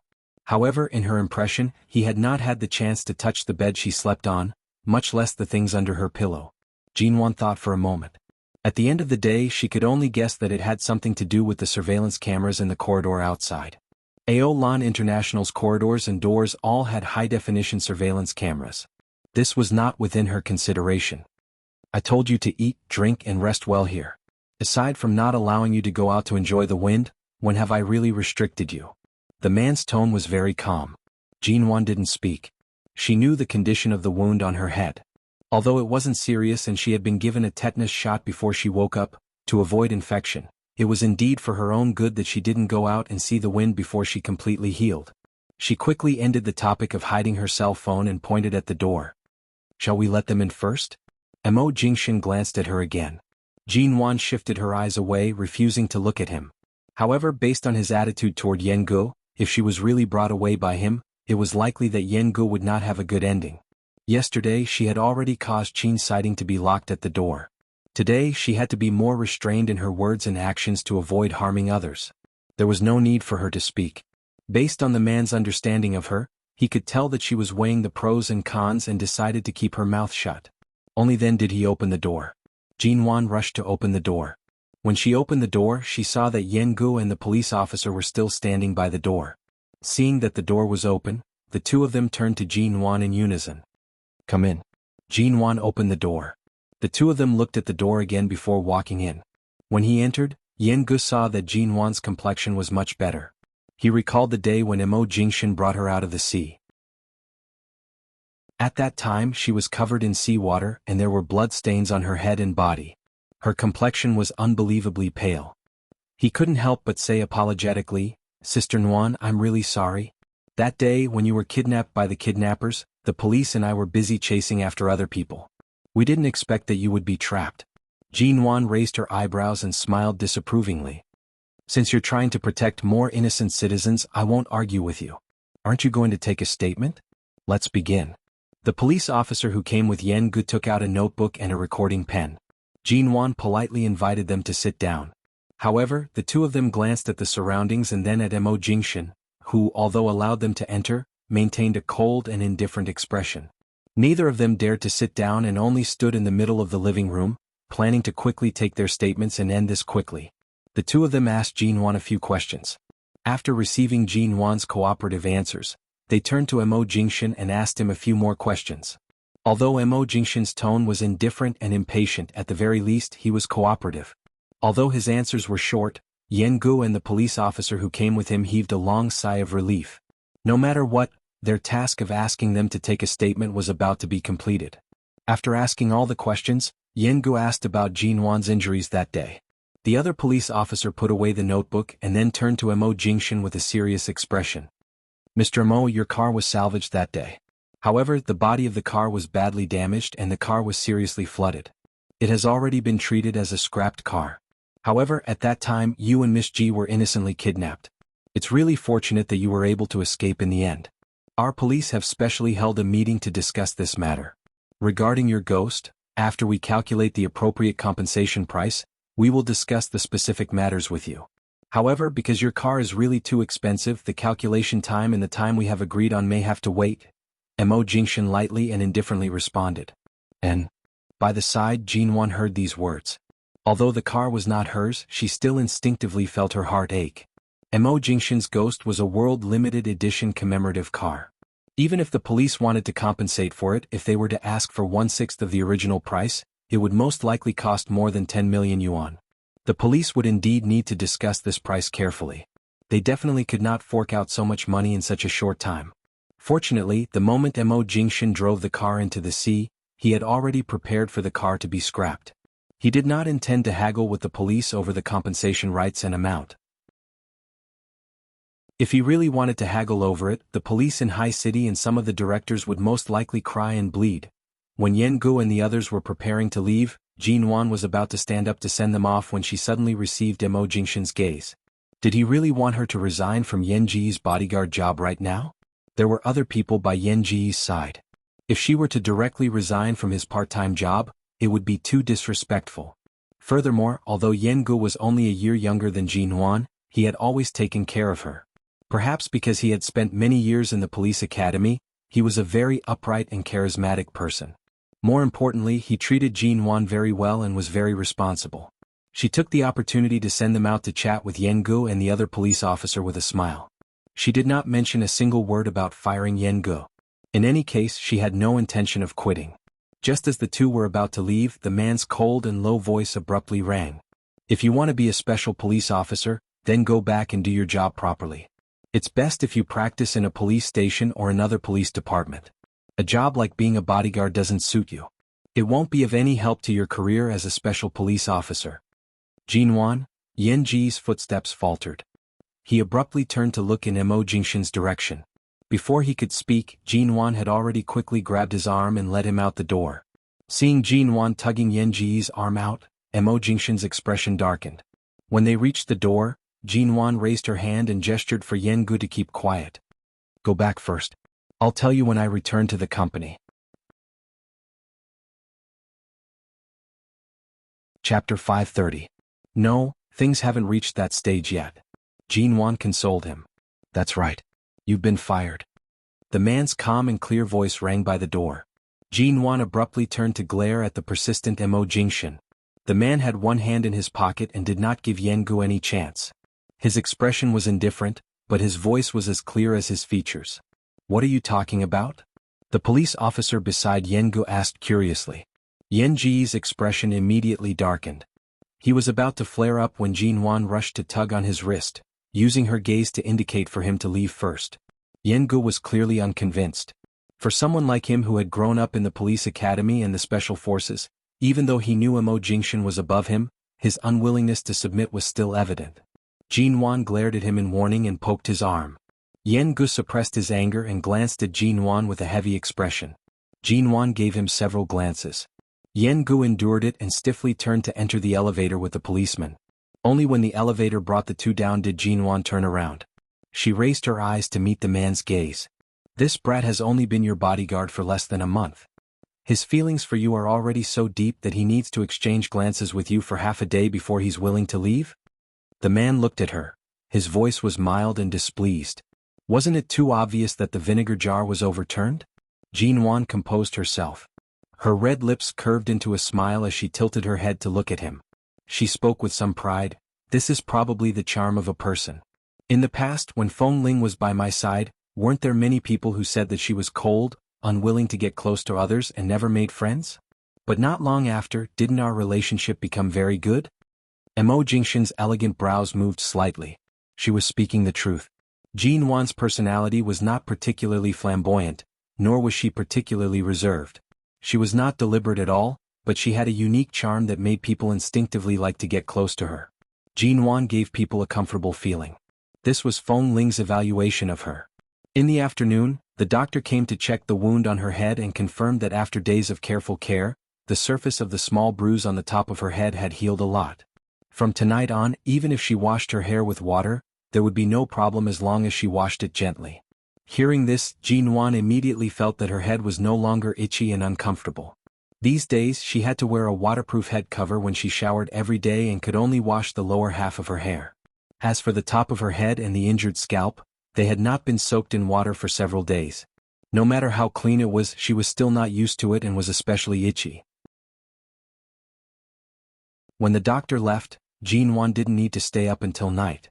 She rushed into the bedroom and then the bathroom. Finally, after washing her hair from the roots to the ends, she came out looking refreshed.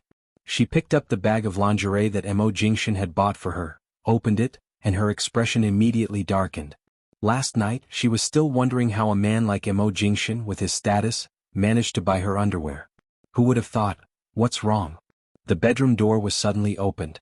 Seeing Jin Wan's dark face, Mo Jingshan asked, Jin Wan held a set of underwear in her hand and squinted at Mo Jingshan. What kind of taste do you have? When have I ever worn underwear of this color and this type? Mo Jingshan looked at the two things in her hand. Not only were they bright red, but they were actually of a pathetically small style of sexy underwear, and they were very interesting. She basically couldn't wear them inside in daily life. Even if she wore them, she wouldn't be wearing them at all. Mo Jingshan. This underwear was definitely not of low quality. After all, Mo Jingshan had bought it in a commercial street near the company. The brands that could be opened in the nearby commercial street were either luxurious or expensive. Mo Jingshan didn't have many opportunities to buy things in person, and in the past 3 years he had even fewer opportunities. He remembered Jin Wan's habit after showering every day and knew that there was only a set of underwear in the clothes that Auntie Chin bought for her.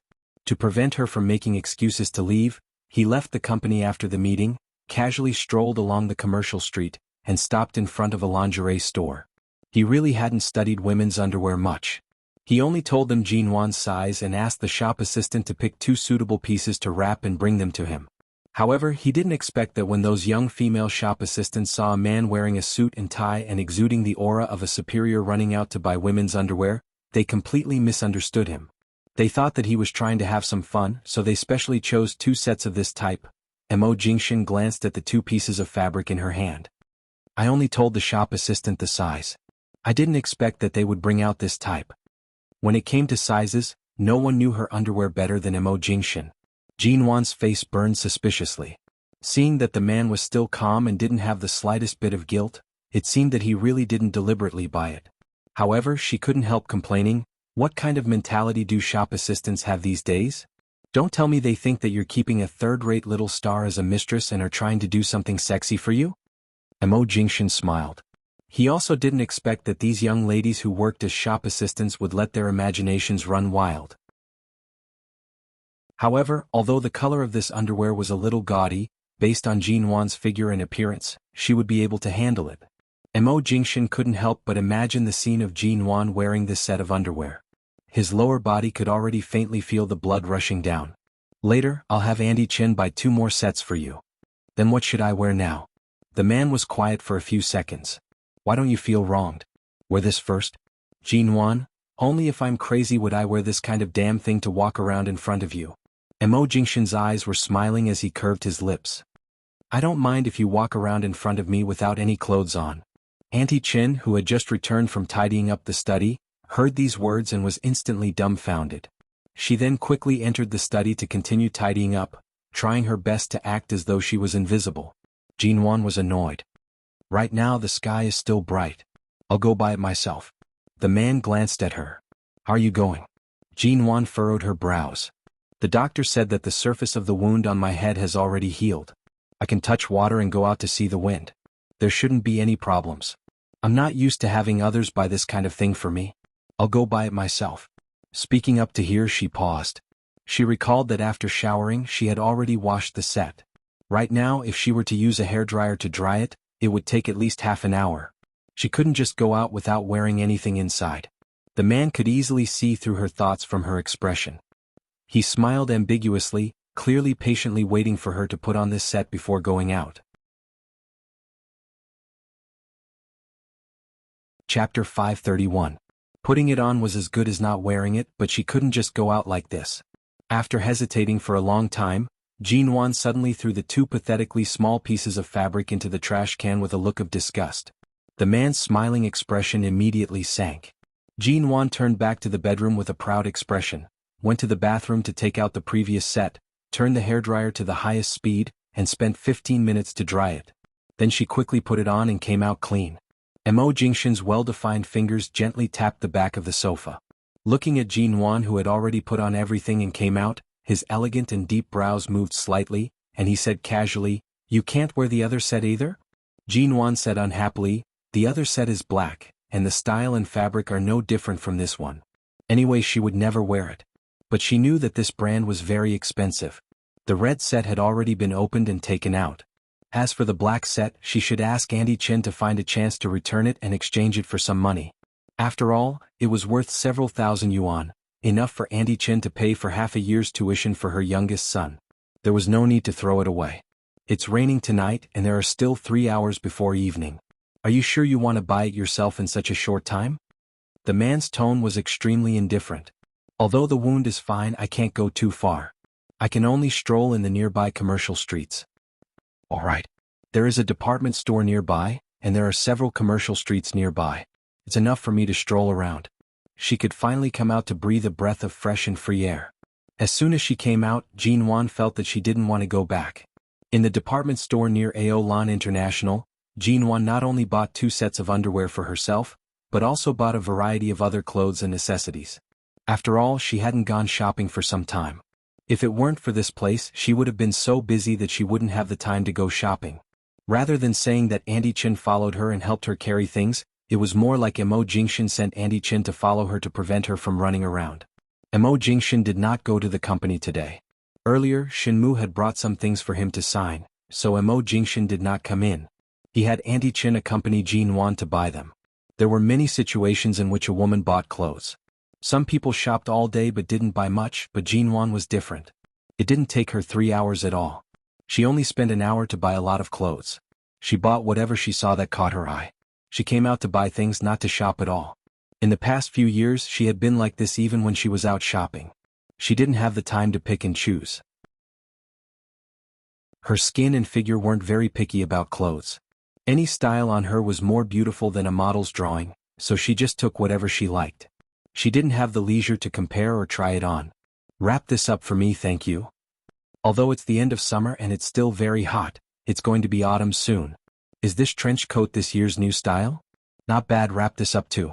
The material is very soft. It should be very comfortable to sleep in. Wrap it up. Does that pair of shoes have high heels? Oh, these sunglasses are good. After shopping, Jean Wan carried 2 bags in each hand, and Auntie Chin followed behind with a few bags. Jean Wan didn't want her to help, but she insisted. Knowing that Auntie Chen was sent by Mo Jingshan, she was more or less unhappy that Auntie Chen was on Mo Jingshan's side, so she let her carry. Anyway, although there were a lot of things, they were not very heavy. At the cashier, Jean Wan habitually wanted to take her card, but her hand suddenly paused in the air. Only then did she remember that she had no money now. When she went out, she was in such a hurry that she even forgot to take the dozen notes and cell phone under the pillow, not to mention that it was not enough even if she took it. The staff at the cashier had taken the payment forms for the things she bought and set a number. Jean Wan didn't deliberately buy anything too expensive, but in this shopping mall, any piece of clothing would not be cheap. The total value of these things added up to more than 6 figures.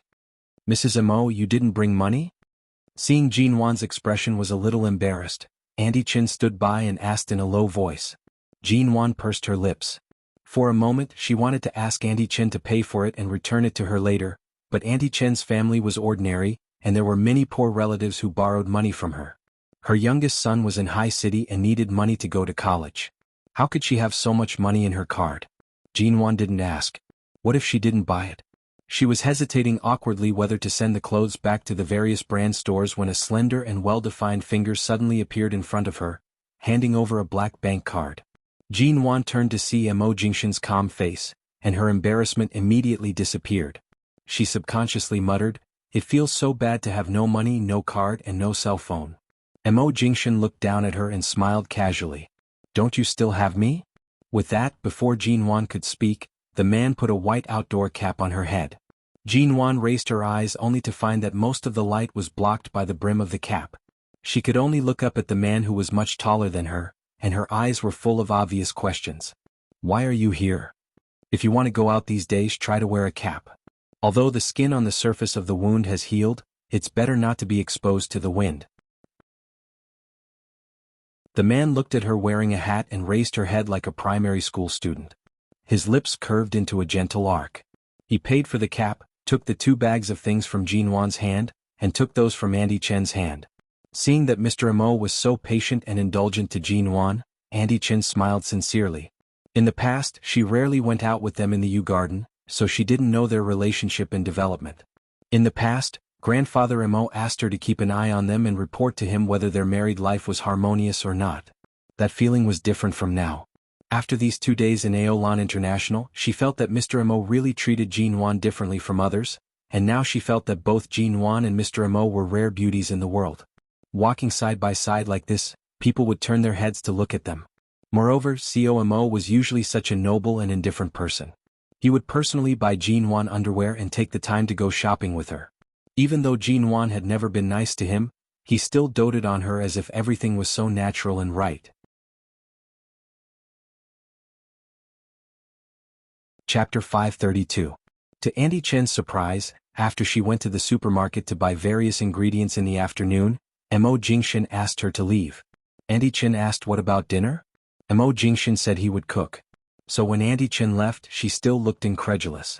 When she was in the Yew Garden, she had never seen Mr. Mo enter the kitchen, but when she saw Mr. Mo washing vegetables just now, she felt that he seemed to be very good at cooking here. She really didn't expect that Mo Jingshan, who was usually the most noble, cold and indifferent person in everyone's eyes, would actually cook dinner for Jinwan. But Jinwan. At this moment, Jinwan was holding an iPad that she bought in the mall today in her bedroom. iPads were no longer uncommon in the future, but this year they had just become popular. She lay on the bed and watched movies on the iPad, acting as if nothing had anything to do with her. All she did was eat and sleep like an ingrate. However, Mr. Mo completely indulged this ingrate and let her be happy. Auntie Chen silently looked at Jinwan lying on the bed and remembered that in the months after she and Mr. Mo returned from the United States 3 years ago, Mr. Mo didn't come home every day, but Jinwan stayed at home every day, waiting for him to come back. She remembered that once, because she thought Mr. Mo would definitely return to the Yew Garden that day, Jinwan specially cooked a table of delicious food for Mr. Mo, but that night Mr. Mo still didn't come back and didn't even answer Jinwan's phone call. Later the food was cold and couldn't be eaten. Jinwan sat at the table alone and ate the cold food silently. At that time, Auntie Chen didn't even dare to say a word to persuade her. She just felt sorry for her.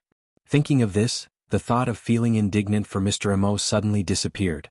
Instead she smiled. In fact, it was quite refreshing to see Mr. Mo, such a cold and arrogant person, compromise little by little for Jinwan. Even after Auntie Chen left, Jinwan was still watching the iPad on the bed. The room was very quiet and only the sound of the movie could be heard. At this time she was watching a very ordinary movie that had just been released, but in recent years there weren't too many good movies in China. They were all made by some veteran directors and some were not funny. She was too lazy to find Hollywood movies, so she casually opened it and watched it for a while. His acting was a mess and he wasn't paying attention at all. It had been a while since Auntie Chen left. Jinwan finally turned off the iPad, threw it aside, got up and walked out. Hearing the sound of the kitchen, she thought for a moment and went in. The man in a shirt and trousers was standing by the cupboard. The sleeves of his shirt were rolled up, revealing his muscular forearms. She leaned against the kitchen door and watched the man wash or cut the vegetables while preparing dinner. Her eyes seemed to be covered with a layer of mist. In these 3 years, she had never thought that such a day would come. "Why don't you continue to watch your movie?" The man was cutting vegetables and didn't look back, but it was obvious that he was talking to her. Jinwan was still leaning against the kitchen door. Earlier, before Auntie Chen left, she hid outside the bedroom door and stared at me for a long time. She must have felt that it was too much for me to let Boss Missouri cook dinner without even helping. Mo Jingshan's hands did not stop moving. "Watch your movie in peace. I'll call you when dinner is ready." Jinwan thought of the extremely boring movie just now. It was better to stand here and watch Mo Jingshan cut vegetables than to watch that kind of movie. Noticing that she did not leave, Mo Jingshan turned on the tap to wash his hands and slowly wiped them. "Do you really want to help?" Jinwan did not speak. She was just saying that. After being locked up here for several days, the resentment in her heart had not dissipated. Standing in the same apartment with him was already very irritating. She did not really intend to go into the kitchen. After all, no matter how big the kitchen was, it was still a relatively small space. She would certainly not take the initiative to go in. But Auntie Chen had bought too many ingredients. She had probably planned to make a good meal tonight, but Mo Jingshan had taken over. If she really did not help, who knew when she would be able to eat? Her gaze swept over the pile of ingredients on the cupboard and she walked over.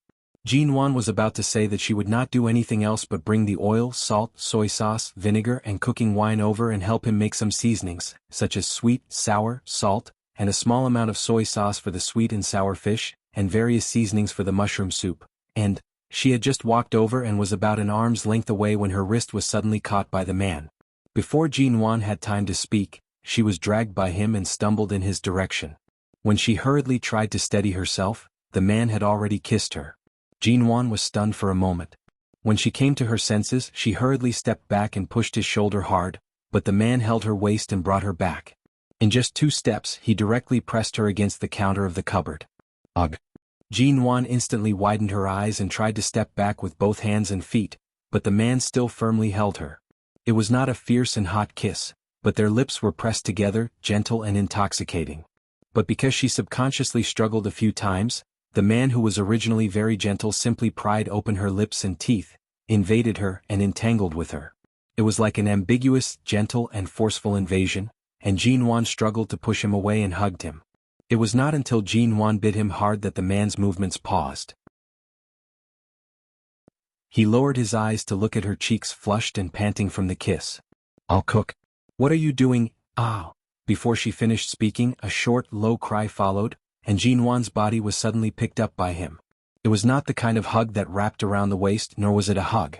Instead, he held her armpits like holding a child and lifted her off the ground. In an instant, she had changed from leaning against him to sitting on the counter of the cupboard. She was still in shock and widened her eyes, staring at the man in front of her in disbelief. "What are you doing?" "Ugh." Her lips were kissed again.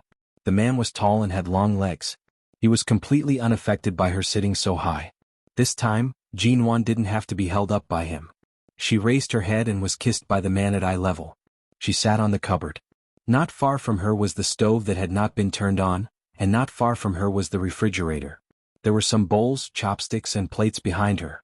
She did not dare to move, but her stiff posture allowed the man to linger in her mouth for a moment as though he had succeeded. Chapter 533. He stroked her cheek with his palm and curled his lips. "Don't you want to help me? Sit here and let me kiss you for a while, en?" Jean Wan stared at him in shock. What kind of help was this?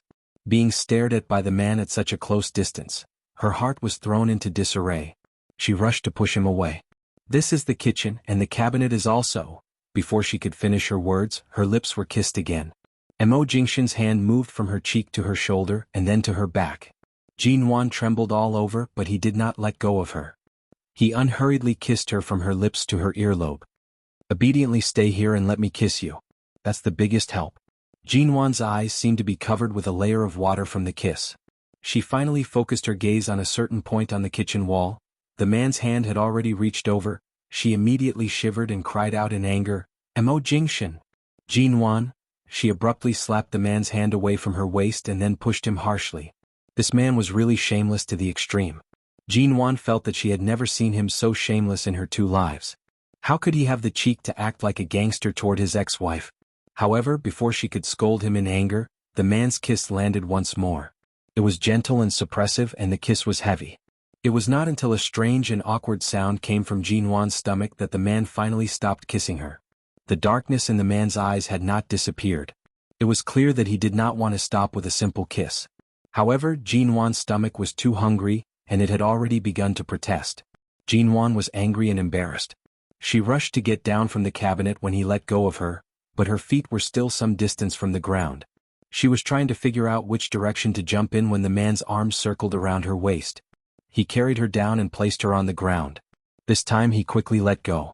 Just as Jean Wan was about to fly into a rage, his brows moved slightly. "If you want to eat early, go back to the bedroom to watch your movie. If you stand here, you'll only affect my progress of making dinner. In the end, I'll eat you. It's not impossible. After all, I've been hungry for so long, en?" Jean Wan, she felt that the little bit of gratitude she had for him was about to be used up. Staying here for a few days was a huge loss for her. An hour later, the boring movie on Jean Wan's iPad was finally over. Jean Wan turned over in bed and opened her sleepy eyes, which were so bored that she almost fell asleep. If it weren't for the fragrance of food, she would have fallen asleep. When Mo Jingshan brought the dinner to the table one by one, Jean Wan had already got up and sat down at the table. Not to mention washing the dishes, she didn't even want to help him carry the dishes or hold the utensils. Therefore, her so-called help in front of the kitchen was basically the same as wanting to cause trouble. When Mo Jingshan handed over the bowl and chopsticks, Jean Wan picked up the chopsticks and began to eat without saying a word. The man lowered his eyes and narrowed his eyes as he watched her focus on each dish while eating. She was satisfied with every bite. He curled his lips and smiled in satisfaction. If it weren't for the old affection she had for the food he made, it would have been very difficult for him to keep her here to recuperate. However, Jinwan's injury was no longer a problem, and it wasn't appropriate for her to stay in the company. MN Group was the empire she had built with her strong will and passion in the past 3 years. Even though Mo Jingshan now regretted leaving her so far away and letting her wings grow so hard that even though he had never really let her go, he still tried to pull her back with the thread in his hand, but it wasn't easy to pull her back. Mo Jingshan didn't ask her when she would leave, nor did Jinwan. From the food she ate, he could tell that she had a good appetite. After dinner, Jinwan no longer hid her cell phone. She nestled on the sofa and texted Xia Tian. Xia Tian sent several photos of the baby sleeping with a pacifier in his mouth, which almost melted Jinwan's heart. She held the cell phone and couldn't help kissing it, but when she saw Mo Jingshan coming over, she turned off the cell phone screen and didn't show it to him. Mo Jingshan watched as she pouted and smiled at the phone, but when he approached, she immediately put it down. At the same time, her expression turned fierce. His brows rose slightly. The difference in treatment was too great. When he put Jinwan on the table to kiss her, Mo Jingshan clearly felt that if he touched her like this again, he might not be able to control himself. At night, Jinwan went back to the bedroom to sleep. This time he didn't insist on sleeping in the bedroom but slept on the sofa in the living room. The night was peaceful and harmonious. When Jinwan woke up in the middle of the night, she seemed to vaguely hear the sound of a shower coming from the spare bathroom outside. Why was he taking a shower so late? Jinwan thought she had heard wrong, turned over and continued to sleep. The next morning when Jinwan got up, it was past 8 o'clock. Auntie Chin hadn't come yet, so Mo Jingshan went to the company. She was alone in the apartment of Aolan International. Jinwan got up, stretched, and then went out to observe the situation outside. Seeing that there was no one else, she quickly turned to pack up her clothes, cell phone and other things. After packing everything up, she carried the bag she bought at the department store yesterday and rushed to the door, planning to leave. However, when she was changing her shoes in front of the door, she felt something on the door.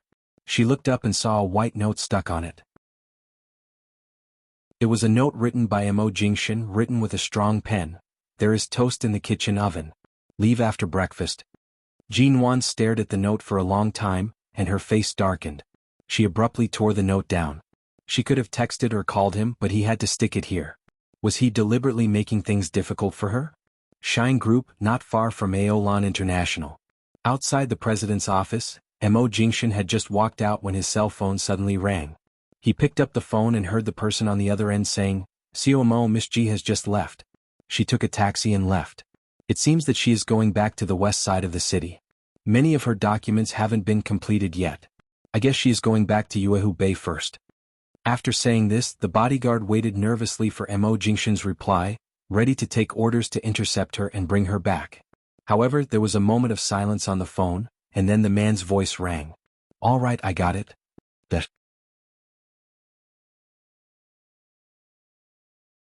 Chapter 534. The bodyguard was surprised. Mr. Mo, aren't you going to get her back?" Outside the CEO's office, the man in black stared at the changing numbers in front of the elevator in the distance, one hand in his trouser pocket, the other holding a cell phone, his handsome face as calm as water and his tone indifferent. "Wherever she wants to go, just watch her go back. Don't let her run around on the way. Watch her go back to the company or Yuehu Bay." The bodyguard on the other end of the phone answered, "Okay, Mr. Mo. Try to follow her without her noticing and keep her safe." "Got it." The security facilities in Yuehu Bay are quite good. If she goes home, let her go back to have a good rest. Don't disturb her. "Okay." After a pause, the bodyguard suddenly said, Miss G got out of the car halfway. She went to a roadside breakfast shop to buy some breakfast, took it to the car and continued to Xiqing district. Sure enough, she didn't take a bite of the toast left for her. Jinwan sat in the taxi, nibbling on a vegetarian bun and looking at her cell phone.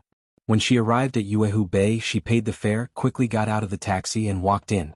Although she didn't have any ID cards with her, fortunately she could enter all the entrances with her fingerprint and password, so she went home as quickly as possible. She hadn't been back for several days. Her home in Yuehu Bay was quiet and empty. After all, she had just moved in and all the furniture was new. She was the only one in the large apartment. These days, when she was in Aolan International, she wished she could grow wings and fly back, but now she was finally back. When she entered the door, she didn't feel anything different, but after resting on the sofa for a while, she suddenly felt that she was almost drowned by the silence and emptiness. Jinwan got up, opened the window, walked to the balcony and looked downstairs. The beautiful scenery of Yuehu Bay was in front of her. This was the 15th floor, neither too high nor too low, and there were all kinds of people downstairs. But when she came back just now, she noticed that the upper 5 floors hadn't been sold yet. Maybe the mysterious owner sold the house so smoothly that he offered a high price? Otherwise, why had the top floor and her floor been sold, but the lower floors hadn't been sold yet? She remembered that the furniture on the top floor had been moved out last time, but she didn't know when the new residents would move in. There weren't any neighbors that were too close to each other, making the house seem even quieter. She called the company and said that she would go over in the afternoon. She needed to take a shower at home, change her clothes and relax. For the whole morning she was bored to death. She found a book on the bookshelf and went back to the living room to read. Then she called the vegetable and fruit supermarket downstairs and asked them to send her some fresh fruits and ingredients. She planned to cook lunch for herself and go to the company after she was full. But when she arrived at the company in the afternoon, she did not expect to meet an unexpected guest. Seeing Jinwan coming, Xiaoba came up to her and whispered, "Boss, she has been sitting there waiting for a long time. We tried to persuade her but she didn't listen. She refused to leave." Jinwan glanced at Ji Menggran who was seated in the lounge on the first floor. Jinwan waved at Xiaoba, indicating that she should go do what she was busy with. A moment later, she turned to look at the people in the lounge on the first floor and walked over. The sun was shining brightly outside, and the lounge was illuminated by the sunlight. The temperature was moderate because of the air conditioner, and with the sunlight shining in, it was warm. Even the air was extremely comfortable. This was how Ji Menggran felt sitting here. Being in Jinwan's territory, Ji Menggran was not too arrogant this time. When Jinwan walked over, she raised her eyes to look at her and suddenly smiled at her.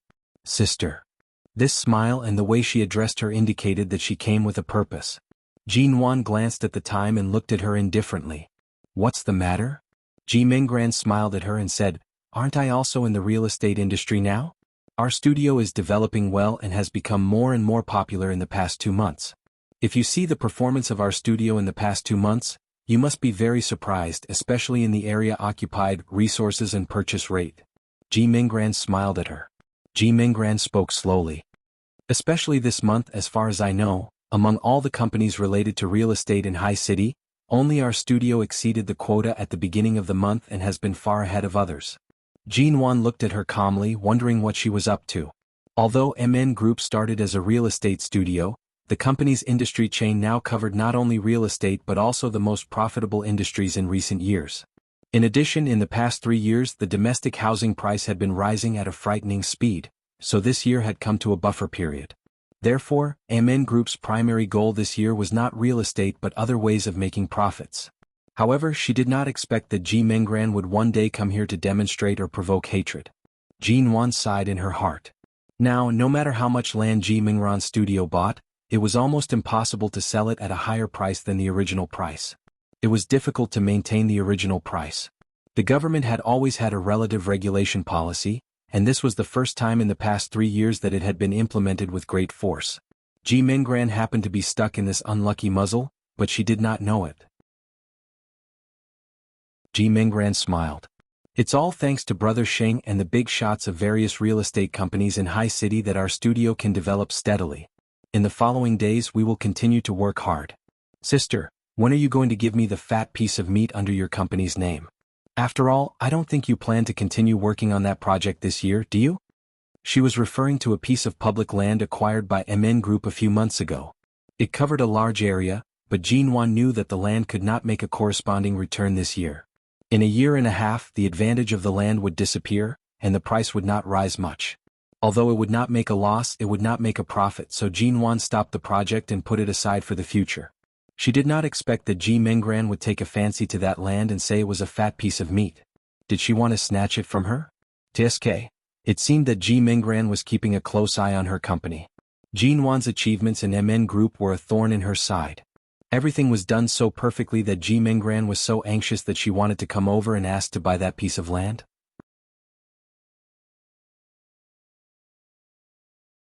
Chapter 535.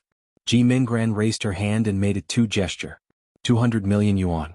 This price was higher than Jinwan's initial estimation. The piece of land that she had always thought would be ruined had now become a fat piece of meat in Ji Menggran's eyes. It seemed like Jean Wan's remaining predictionability could only be used to scam this so-called little sister of hers. Jean Wan coldly curved her lips but did not immediately agree. She only said, "You should know that the price of all the land acquired by MN Group will increase by several folds. However, recently, our company really hasn't been able to devote too much attention to real estate. Regardless of our current relationship, considering that we grew up together, it's not impossible for me to give it to you. Add another 50 million yuan and the land will be yours. Otherwise there's no need to talk." Ji Minggran immediately became unhappy. "The moment you opened your mouth, you raised the price by 25%. You even said it was because we grew up together?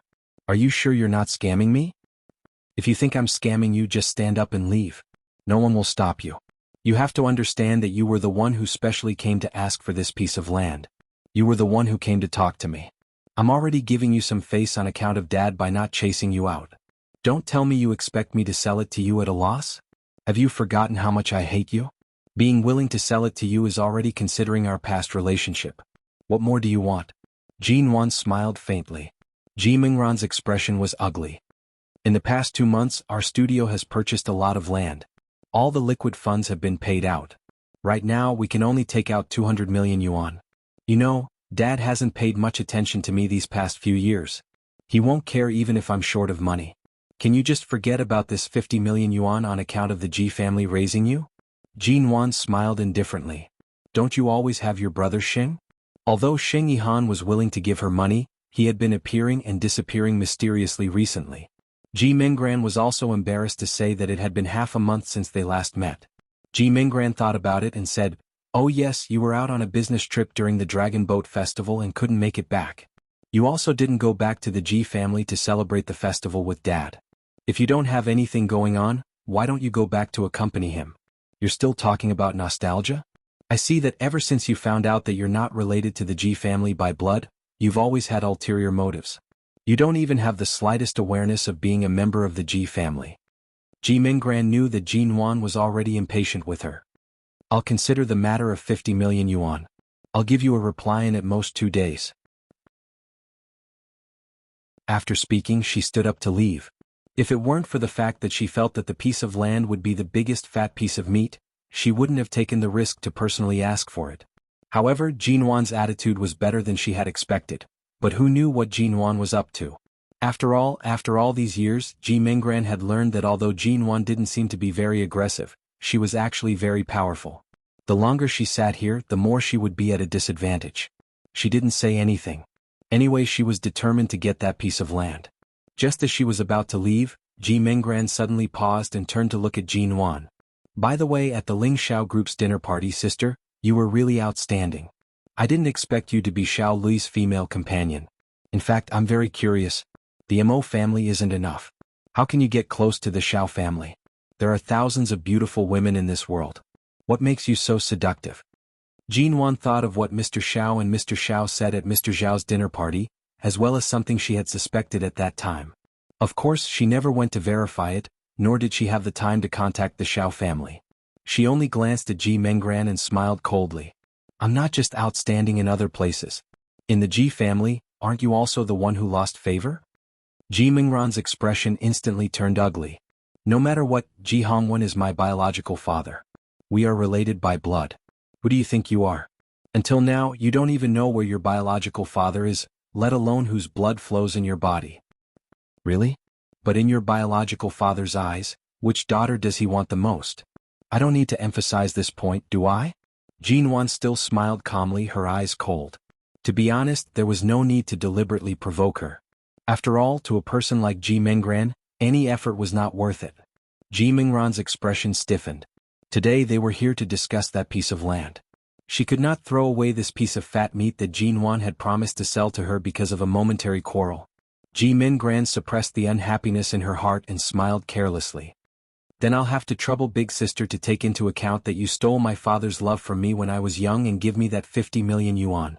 Jean Wan coldly evaluated, even family affection can be used as a bargaining chip. You really only care about profit." Ji Minggran sneered. "Family affection? Dad clearly intends to hand over the inheritance of the Ji family's business to you, an outsider who shouldn't even have the surname Ji. If I don't take advantage of my youth to pave the way for my future and build a foundation for myself, don't tell me that in the future, I'll have to beg you to use the Ji family's assets to reward me with a mouthful of food? Even if I beg you, will you give it to me? Jinwan raised her eyebrows and smiled. I really won't. Ji Mingran's face darkened. She turned and walked away. Before walking out of the front door of the MN Group, she looked around again. The completely high-end independent office building and the corporate image all impacted her self-esteem. At the thought that Jinwan had done everything better than her, she was even angrier, as if someone was chasing her. She quickly disappeared in front of the office building of the MN Group. When Jinwan returned to the office, Xiaoba knew that Jinwan didn't get along well with that Ji Mengran, so she didn't mention that annoying person again. She just took the backlog of documents that Jinwan hadn't come to the company these days and needed to be reviewed by her personally. Xiaoba leaned against the desk and watched Jinwan flip through the documents and observe her expression. Why do you keep looking at me? Jinwan glanced at her indifferently. Xiaoba chuckled. I'm looking at you, boss, who has been nourished by love for several days. How is it? Are you and Xiao Mo really? Jinwan spread the documents in front of her deadpan, looking as if she was going to quickly solve these documents and bury herself in work. She didn't intend to chat about this kind of gossip at all. If you feel that working in High City is too easy and that it's useless to think about these things all day long, I don't mind sending you out. In the future, go on business trips everywhere for me. Don't always stand in front of me and burn your soul of gossip. Xiaoba. She instantly shut up.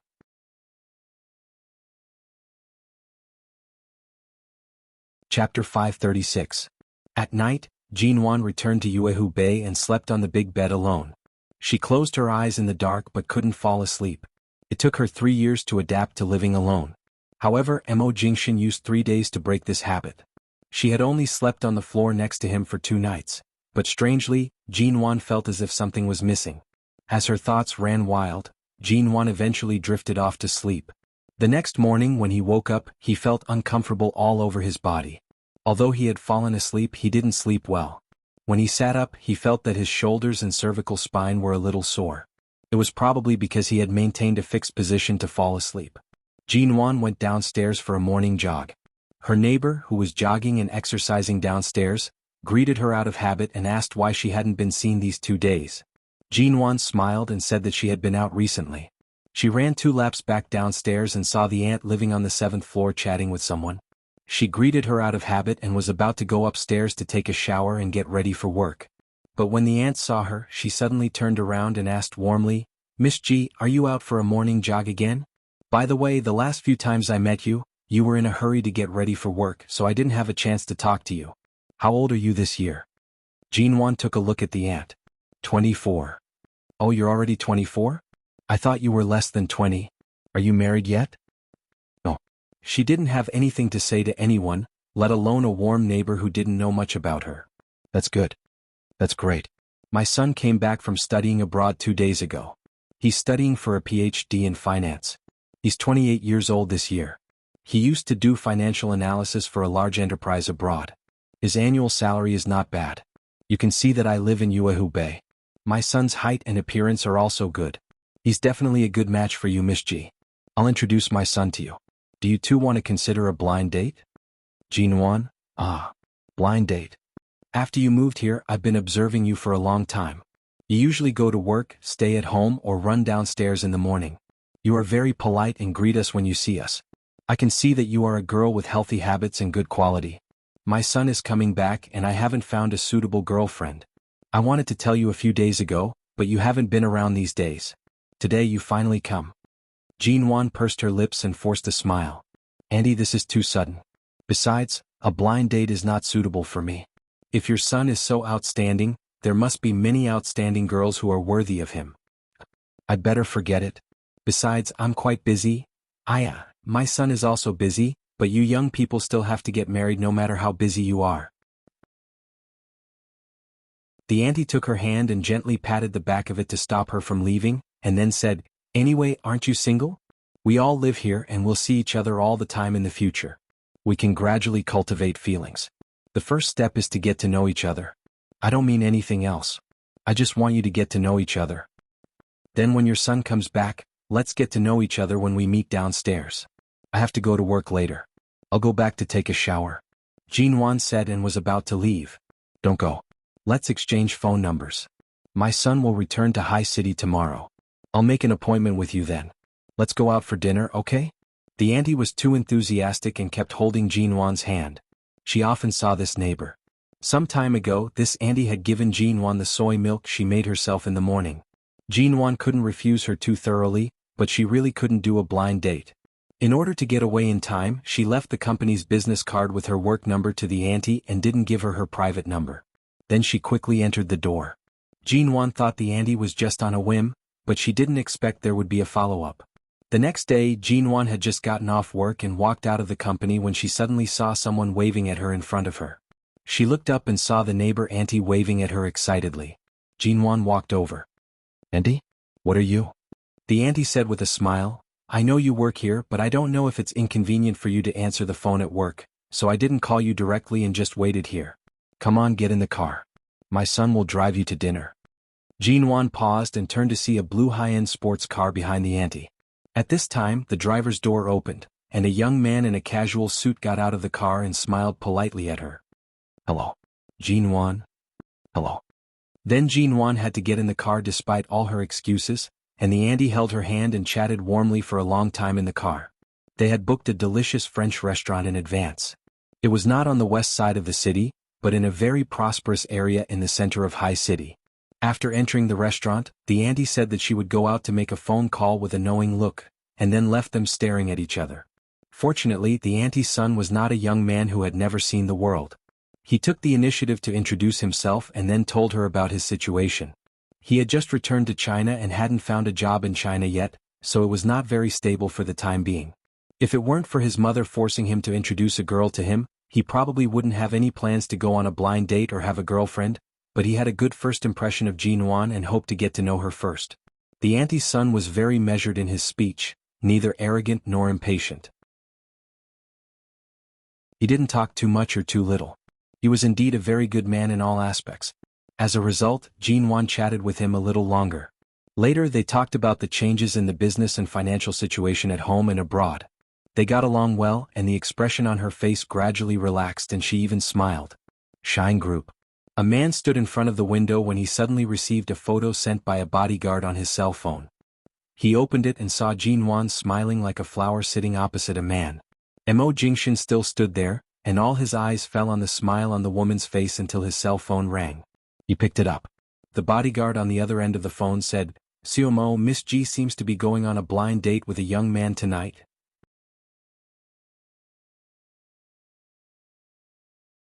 Chapter 537.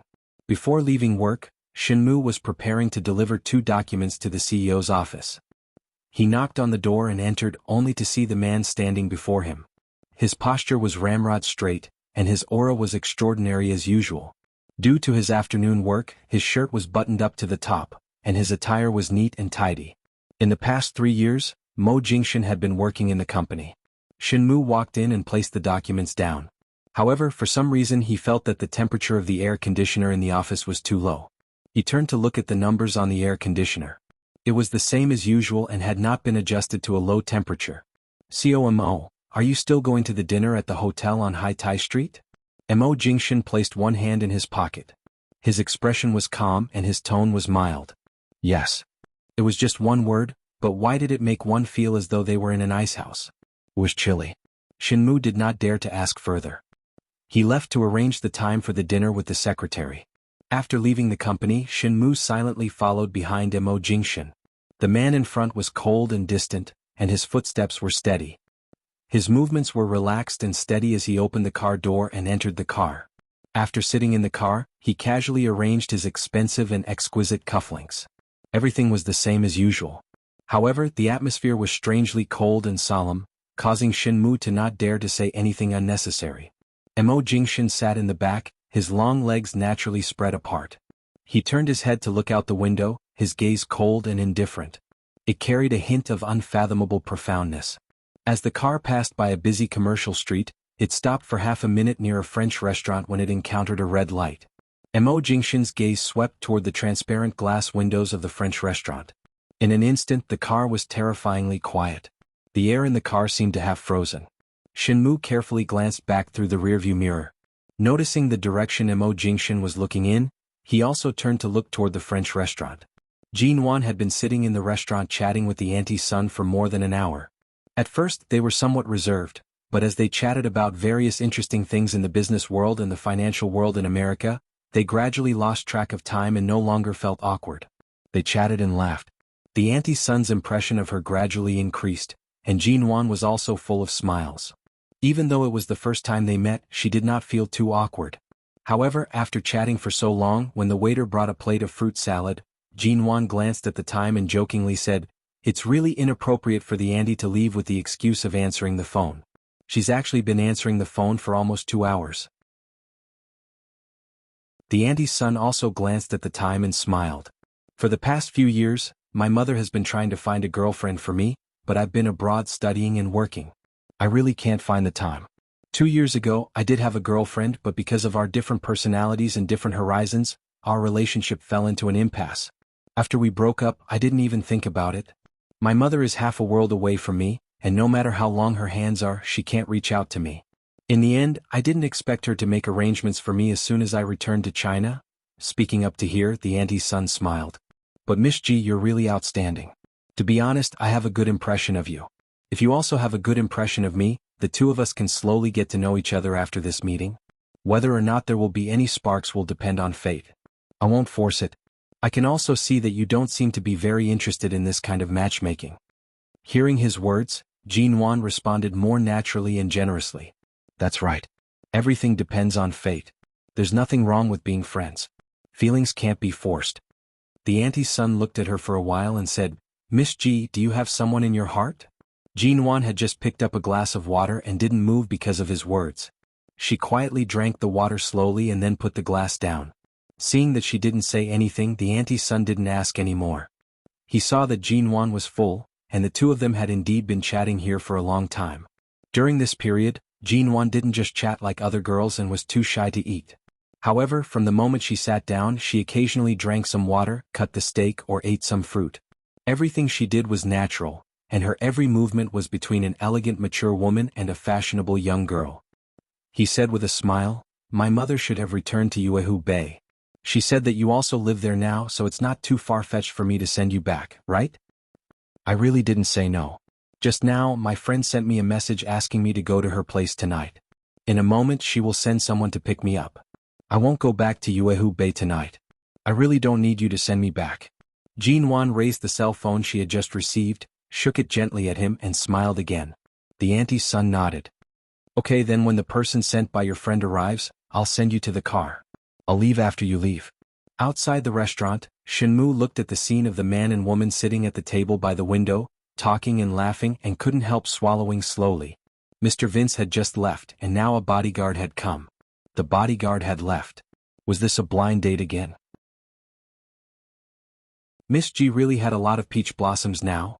But it wasn't that Jin Wan didn't have peach blossoms in the past, but she always kept a distance from those men, and at that time when most of them heard that Jin Wan was Mo Jingshan's wife, they would consciously give way and didn't dare to approach her. Now that Miss G was single, no matter how many admirers there were around her, there was nothing wrong with that. Besides, beautiful women were often surrounded by men. She was a woman who was not bound by the constraints of marriage. In addition to her attractive appearance, she also had her career. She stood at the top of everything. It would be strange if no man liked or pursued such a woman. Shenmue withdrew his gaze, looked at the person in the rearview mirror, and braced himself to ask, "Siamo, shall we continue to the hotel on Haitai Street? Or let's stop here first?" Mo Jingshan was still silent. After a few seconds, his thin lips opened coldly. "Wait." A suffocating atmosphere spread in the car for a moment. Shenmue didn't speak and decisively parked the car in the nearest parking space on the side of the road. In the restaurant, Jin Wan was still talking to the man. Before long, the two of them got up at the same time and walked out of the restaurant. A car was parked on the side of the road and Jin Wan got into the car alone. As for the man who had been in the restaurant with her just now, he politely said goodbye to her. Recognizing that the car belonged to Xia Tian, the coldness in Mo Jingshan's eyes softened slightly. However, he continued to stare out of the car window. His right hand was placed on the center of the cabinet, his index finger unhurriedly tapping twice. His expression was solemn.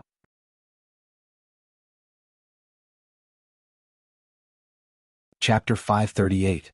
Jinwan first took the car to Xia Tian's place and played with Xia Tian's little baby.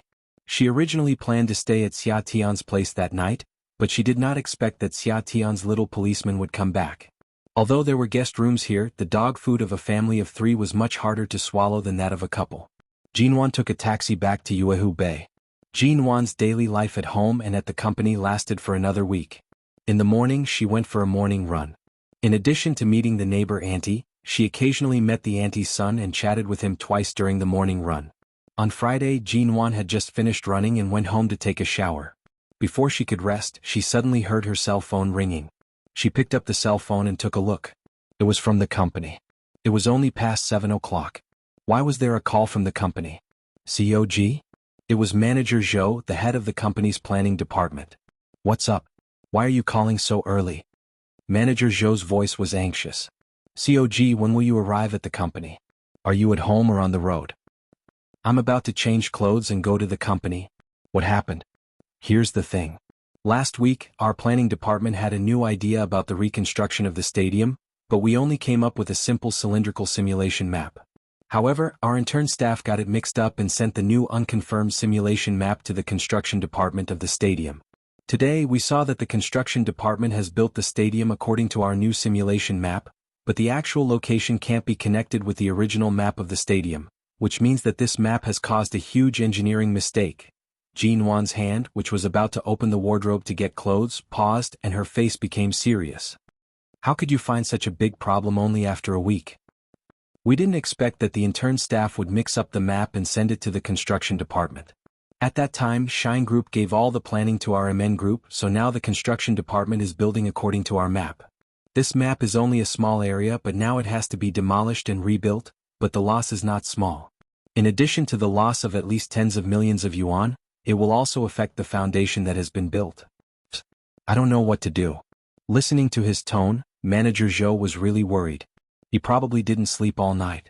After thinking about it, he finally decided to tell her the cause and effect of the matter. He probably didn't go back to the company all night. Jinwan was silent for a moment.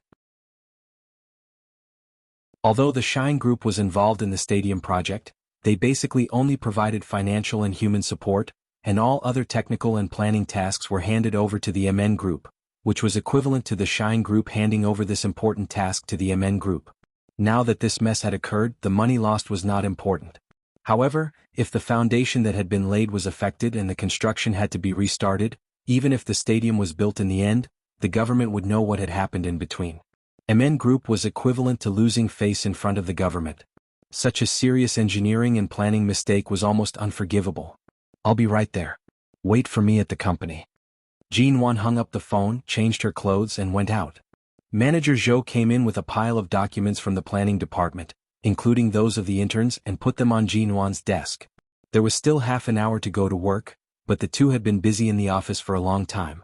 Jinwan was still reading the documents, and Manager Zhou helped her and said, "COG, do you think the interns did it on purpose?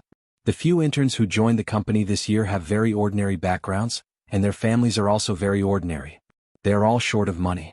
If they were bribed by a competitor who is targeting our company, it is not impossible for them to deliberately cause trouble for the government on this kind of cooperation project."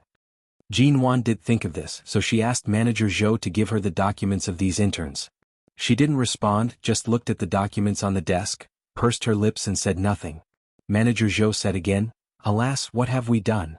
The interns made a mistake, but we, the hard-working old employees, have to suffer with them.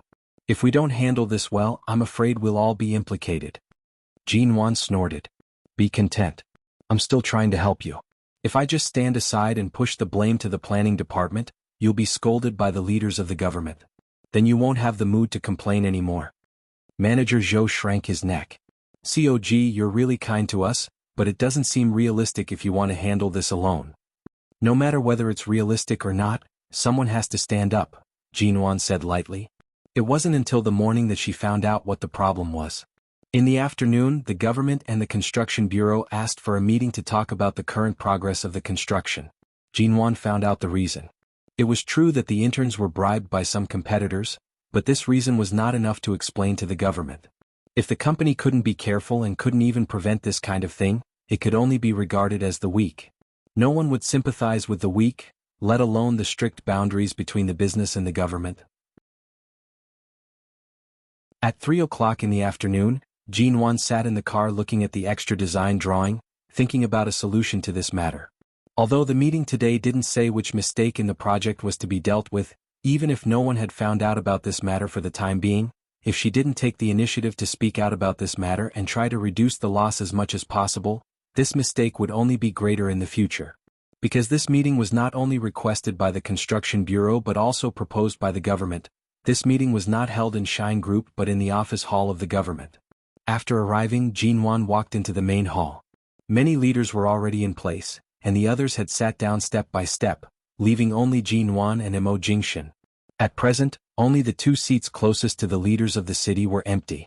Jinwan walked over. Because she had been thinking about that matter, she didn't pay much attention to the name tag on the table and sat down on one side. But when she sat down, almost everyone in the large conference room looked at her in surprise, and Jinwan realized what was wrong.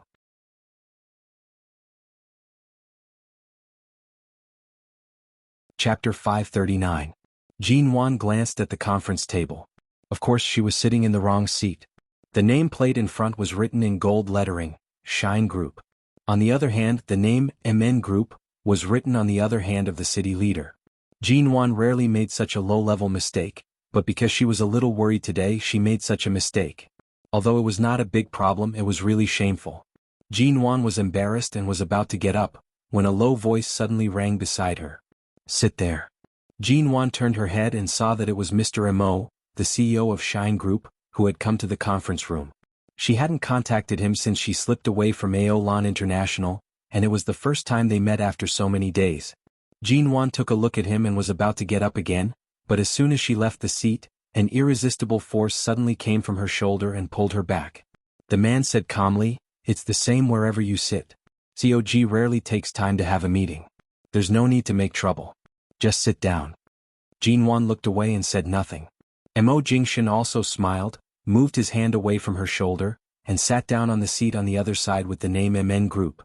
Everyone in the room was astonished. What was with CEO Mo's indulgent look and COG's cold and arrogant face? However, they had more or less heard that there was something fishy going on between the two of them. Some of the old people in High City's business and political circles knew about the marriage between the Ji family and the Mo family, but no one dared to say anything. They all kept their mouths shut and watched quietly from the side. Moreover, CEO Mo didn't care whether they sat on the left or right side of the main seat, so of course they couldn't say anything. Seeing that everyone was already seated, no one said anything. The meeting only talked about the renovation of the stadium. In the second half of the meeting, someone raised doubts about the engineering drawings under construction and asked why there was such an irrelevant building in the middle. Was this the design of the MN Group? Suddenly realizing this question, the conference room fell into silence. Jinwan was about to get up to explain, but the city leader said that he had to discuss other related projects with CEO Mo of Shine Group and the meeting would be suspended in an hour. Then Mo Jingshan left with the city leaders. But before the meeting continued, Jinwan was suddenly called out. A young man with blonde hair and blue eyes who spoke fluent Chinese was waiting for her outside. Jinwan had never seen this person before and found it strange. However, the other party handed her a business card. After seeing this person's name card, she looked at the young man with blonde hair and blue eyes in surprise. Is he Dane? A famous British architect. 3 years ago, he had signed a design contract worth tens of millions with the Shine Group, which made him famous in the world of architecture. He was a top-notch architect that could only be encountered but not sought. Jinwan didn't know what was going on. At this time, the city leaders asked to see her alone to talk to her about the temporary addition to the stadium. Jinwan's sense of admiration for the famous designer was instantly frozen. What would come would come. After all, this responsibility still belonged to MN Group, and she couldn't avoid it. After saying goodbye to Dane politely, Jinwan went straight to the lounge where the city leaders were currently. After entering the lounge, she saw several city leaders and the person in charge of the construction bureau were there. She guessed that they didn't criticize her directly in the conference room to save MN Group's face, but now they wanted her to give an explanation. When she came in, Jinwan was still in a trance. She didn't expect that after 3 years of careful ups and downs and indifferent to any setbacks, she would suffer such a big loss soon after returning to China. The enemy was in the dark but she was in the light.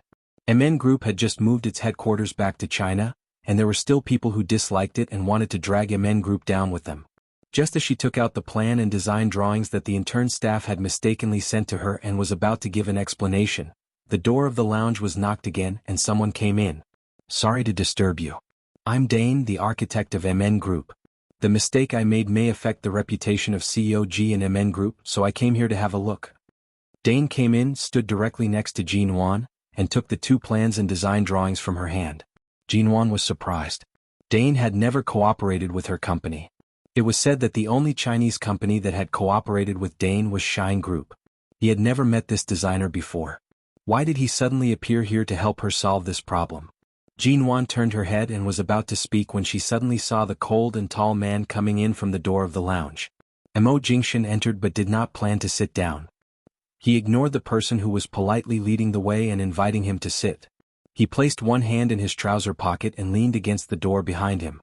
His handsome face was hidden in the dark corner of the lounge, appearing quiet and unfathomable. The city leaders and the person in charge of the construction bureau present were also stunned. Of course they had heard of this architect named Dane. He was once the royal designer who had renovated the residence of the British royal family and was very famous internationally. It was said that Dane had signed on to Shine Group 3 years ago. But why did Dane say that the design drawings that MN Group had produced temporarily belonged to him? How could such a low-level design be Dane's work? Dane probably saw Jean Wan's confusion and frown because of the problem she had just faced, so he winked at her, asking her to cooperate. Jean Wan received Dane's gaze, thought for a while, and turned to look at Mo Jingshan. He was looking at her as if he had been looking at her since he stood there. Deep in his calm eyes was her reflection. Even though she turned to look at him, he didn't move his eyes away. She suddenly remembered what Mo Jingshan had said to her every time she encountered a problem. "Be at ease as Mrs. Mo and leave any problems to me. I'll handle everything. You don't need to be brave." The city leaders had specially called her here to hold her accountable. In short, she would not have a good ending if she came here. So Dane was sent by Mo Jingshan to help her out? Mo Jingshan was still standing there, still looking at her indifferently. All his eyes fell on her. His slender and well-defined fingers casually played with a cup of tea that had just been delivered to him by the person next to him. He gently closed the lid of the white porcelain cup, and his eyes were so calm that it made people feel inexplicably at ease.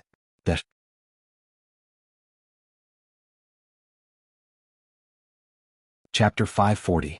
For a moment, everyone present could clearly feel that although Mo Jingshan didn't speak, his deep shrewdness and almost playful sneer in his eyes all indicated that Jean Wan was his woman, and whoever dared to touch her was tantamount to touching the Tai Sui's head. The city leader didn't dare to take some things too seriously, so he simply looked at Dane and simply asked, "Dane? Didn't you sign a contract with Shine Group? How can the MN Group's plan have anything to do with you?" Dane raised his hand and brushed his golden hair with embarrassment, saying with a smile, "The stadium project is a cooperation between the two companies. COG and I used to know each other when we were in the UK. Although Shine Group didn't participate in the planning this time, after all, we have a cooperative relationship, so the company sent me and the planning department of MN Group to do it together. This design drawing was not in the original plan, but I was suddenly inspired and suddenly added such a design in the building." Jean Wan stood beside Dane and didn't speak. After all, she didn't expect such a change before. She didn't know what Dane would do next, so she just cooperated with him. Is this inspiration? The city leader looked at the very strange design drawing and felt that it couldn't have been made by Dane. "Can you please give me the drawing first?" Dane turned to look at Jean Wan. Jean Wan silently gave him the drawing. Dane took it and looked at it. Jean Wan was standing closest to him. She could tell from his eyes that it was the first time he had seen this drawing, but it only took him a few seconds. He smiled very calmly. "This is indeed the drawing I designed, but it's just a temporary record of inspiration. It hasn't been completed yet. I guess a colleague in the planning department thought I had finished the draft, so he directly sent it to the construction department. Fortunately, I can add my later design to this initial model, so it won't affect the order of any project." With that, Dane turned to look at Jean Wan. "COG, have you brought a pen?" Jean Wan did have the habit of putting a pen in her bag every time she attended a meeting. She took out the pen and handed it to him. "Thank you." Dane smiled at her again, took the pen, and casually drew a few lines on the paper with the pen. Jean Wan saw it clearly from the side. Dane had added some ingenious design to the originally ordinary wide cylindrical building. Because this was an extra building in the stadium, there was no need for a too ostentatious design on this occasion, so almost every stroke of the drawing was the finishing touch, making the superfluous building look less superfluous in an instant, and even the arrangement of the use was very clever. Jean Wan just looked at it, and even without listening to Dane's explanation, she had slightly admired it in her heart. No wonder he was the internationally famous Dane, and no wonder he was the designer that Shine Group wanted to sign. There were so many talented people in the world, but there were not many people who could be favored by Mo Jingxian. Now Jean Wan could see how amazing this Dane was.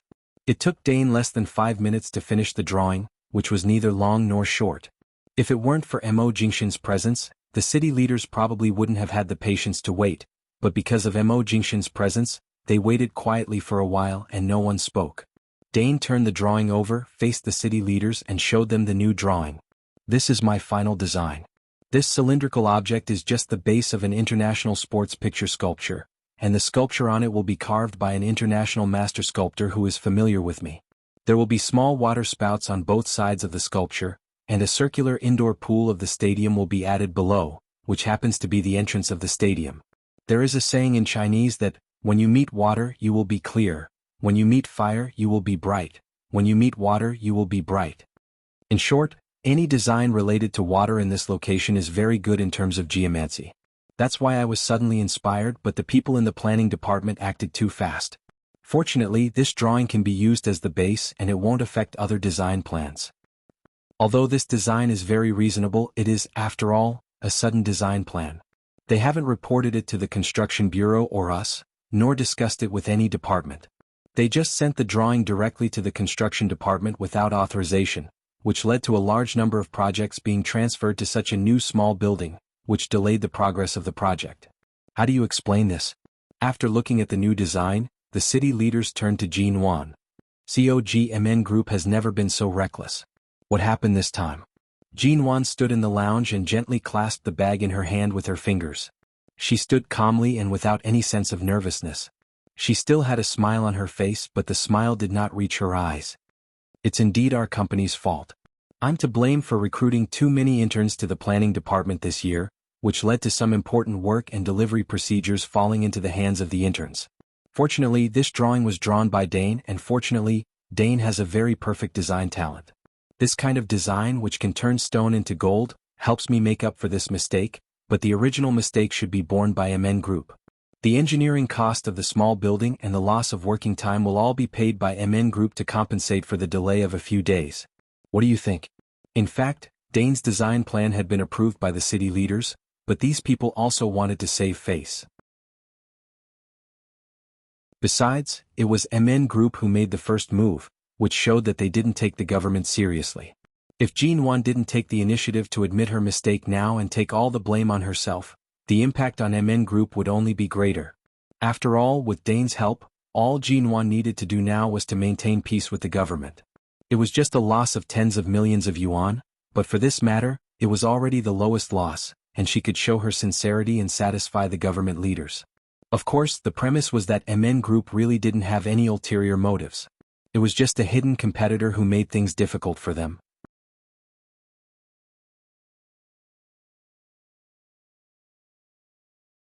Chapter 541. When the meeting was about to continue, the city leaders quickly skipped over this small incident against MN Group and did not continue to pester or embarrass her. After all, Jean Wan offered to pay for the loss of working time and the compensation for the project. Tens of millions was not a large number for a multinational conglomerate like MN.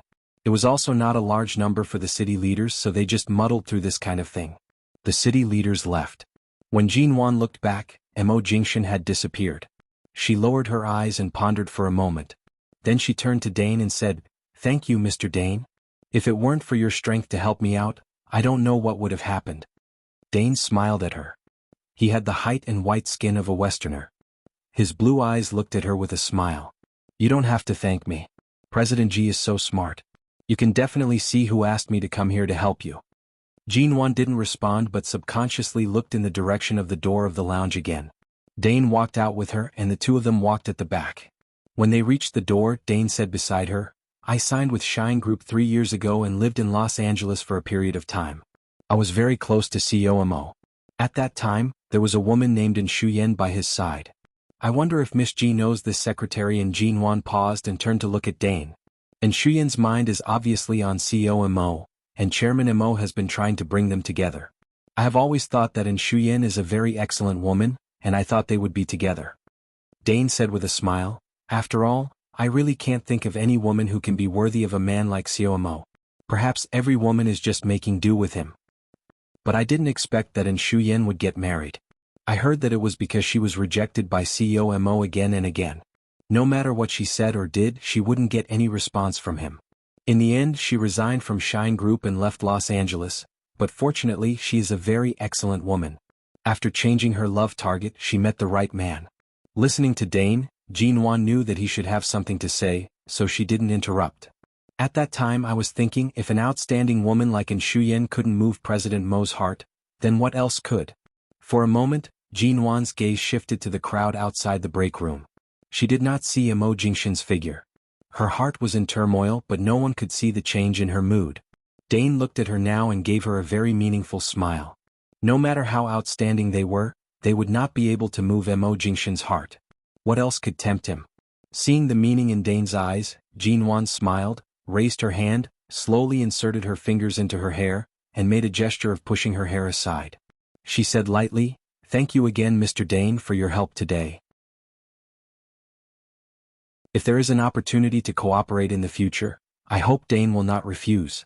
After all, it's a pity that your design talent is limited to serving Shine Group." Dane burst into laughter. He only found it interesting. He was speaking meaningfully about how deeply Mr. Mo loved her, but this woman named Jinwan was bent on stealing Mr. Mo's woman. Interesting. Dane couldn't help but laugh out loud.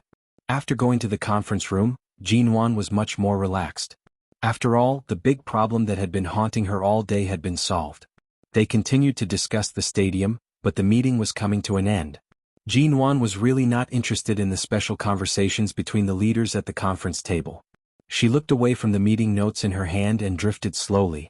Unconsciously, she looked at the other side of the city leader. Mo Jingshan's face was expressionless, but when he sensed her gaze and turned to look at her, his dark and deep eyes seemed to contain a hint of a smile. She remembered what Dane had said just now. During the 3 years he was in the United States, Shuyen often tried to get close to him, but she never got any response from him. Thinking of the various things that happened in Aolan International, Jinwan's cheeks puffed up slightly, but she still avoided his eyes and forced her attention back to the meeting. When the meeting was over, Jinwan got up, left the city hall as quickly as possible, and went straight back to the West City district. The next afternoon, Jinwan felt a little pain in her stomach because her period was coming. She had nothing to do in the afternoon, so she went straight back to Yuehu Bay to rest. At 2 o'clock in the afternoon, Jinwan was packing up the computer and a few company files she had brought back in her study when her cell phone on the desk suddenly rang. She didn't think much and reached out to answer the phone. As he answered the call, he put the laptop aside and said, "Hello." The other side didn't speak for several seconds. "Hello." Jinwan thought the other side had a bad signal and asked again, "Hello, who is this?" The person on the other side still didn't speak for a long time. Jinwan looked at her cell phone and saw it was a strange number. She frowned and was about to hang up. However, the person on the other side suddenly spoke. "Miss G." Jinwan paused and was surprised by the voice she had just heard. After a long pause, she tried to find a possibility in her limited interpersonal relationships, but after thinking for a long time, she still felt that although she seemed to have heard this voice somewhere, it was not particularly familiar, so she couldn't recognize who this person was. The person on the other side repeated, "Miss G, am I disturbing you?" Jinwan put down the documents and the computer in her hands and asked indifferently, "Who are you?" Hearing the calmness and wariness in her voice, the person on the other side sighed with a smile. "I'm Xiao Li's father." With that, the person on the other side fell silent. The cold and solemn tone of a middle-aged man who had been in a superior position for a long time sounded kind and patient, and even a little tentative, as if he was afraid that she would be alarmed if he spoke too abruptly, so he continued in a slow and peaceful voice. "Miss G, do you have time?" Jinwan didn't speak, but she was really surprised that Mr. Xiao would call her. She had never heard that the chairman of Ling Xiao Group was so approachable. Thinking of the things she had suspected before, she said indifferently, "Why does Mr. Xiao have my phone number?" "You're tuning in to the Han Li's Wuxia Adventures YouTube channel. We're so grateful for your support, and don't forget to subscribe to join us on this incredible journey through captivating stories. Your generosity through donations truly makes a world of difference, as it's the primary source of revenue that allows me to expand and enhance this channel for you. Thank you from the bottom of my heart for being a part of this adventure.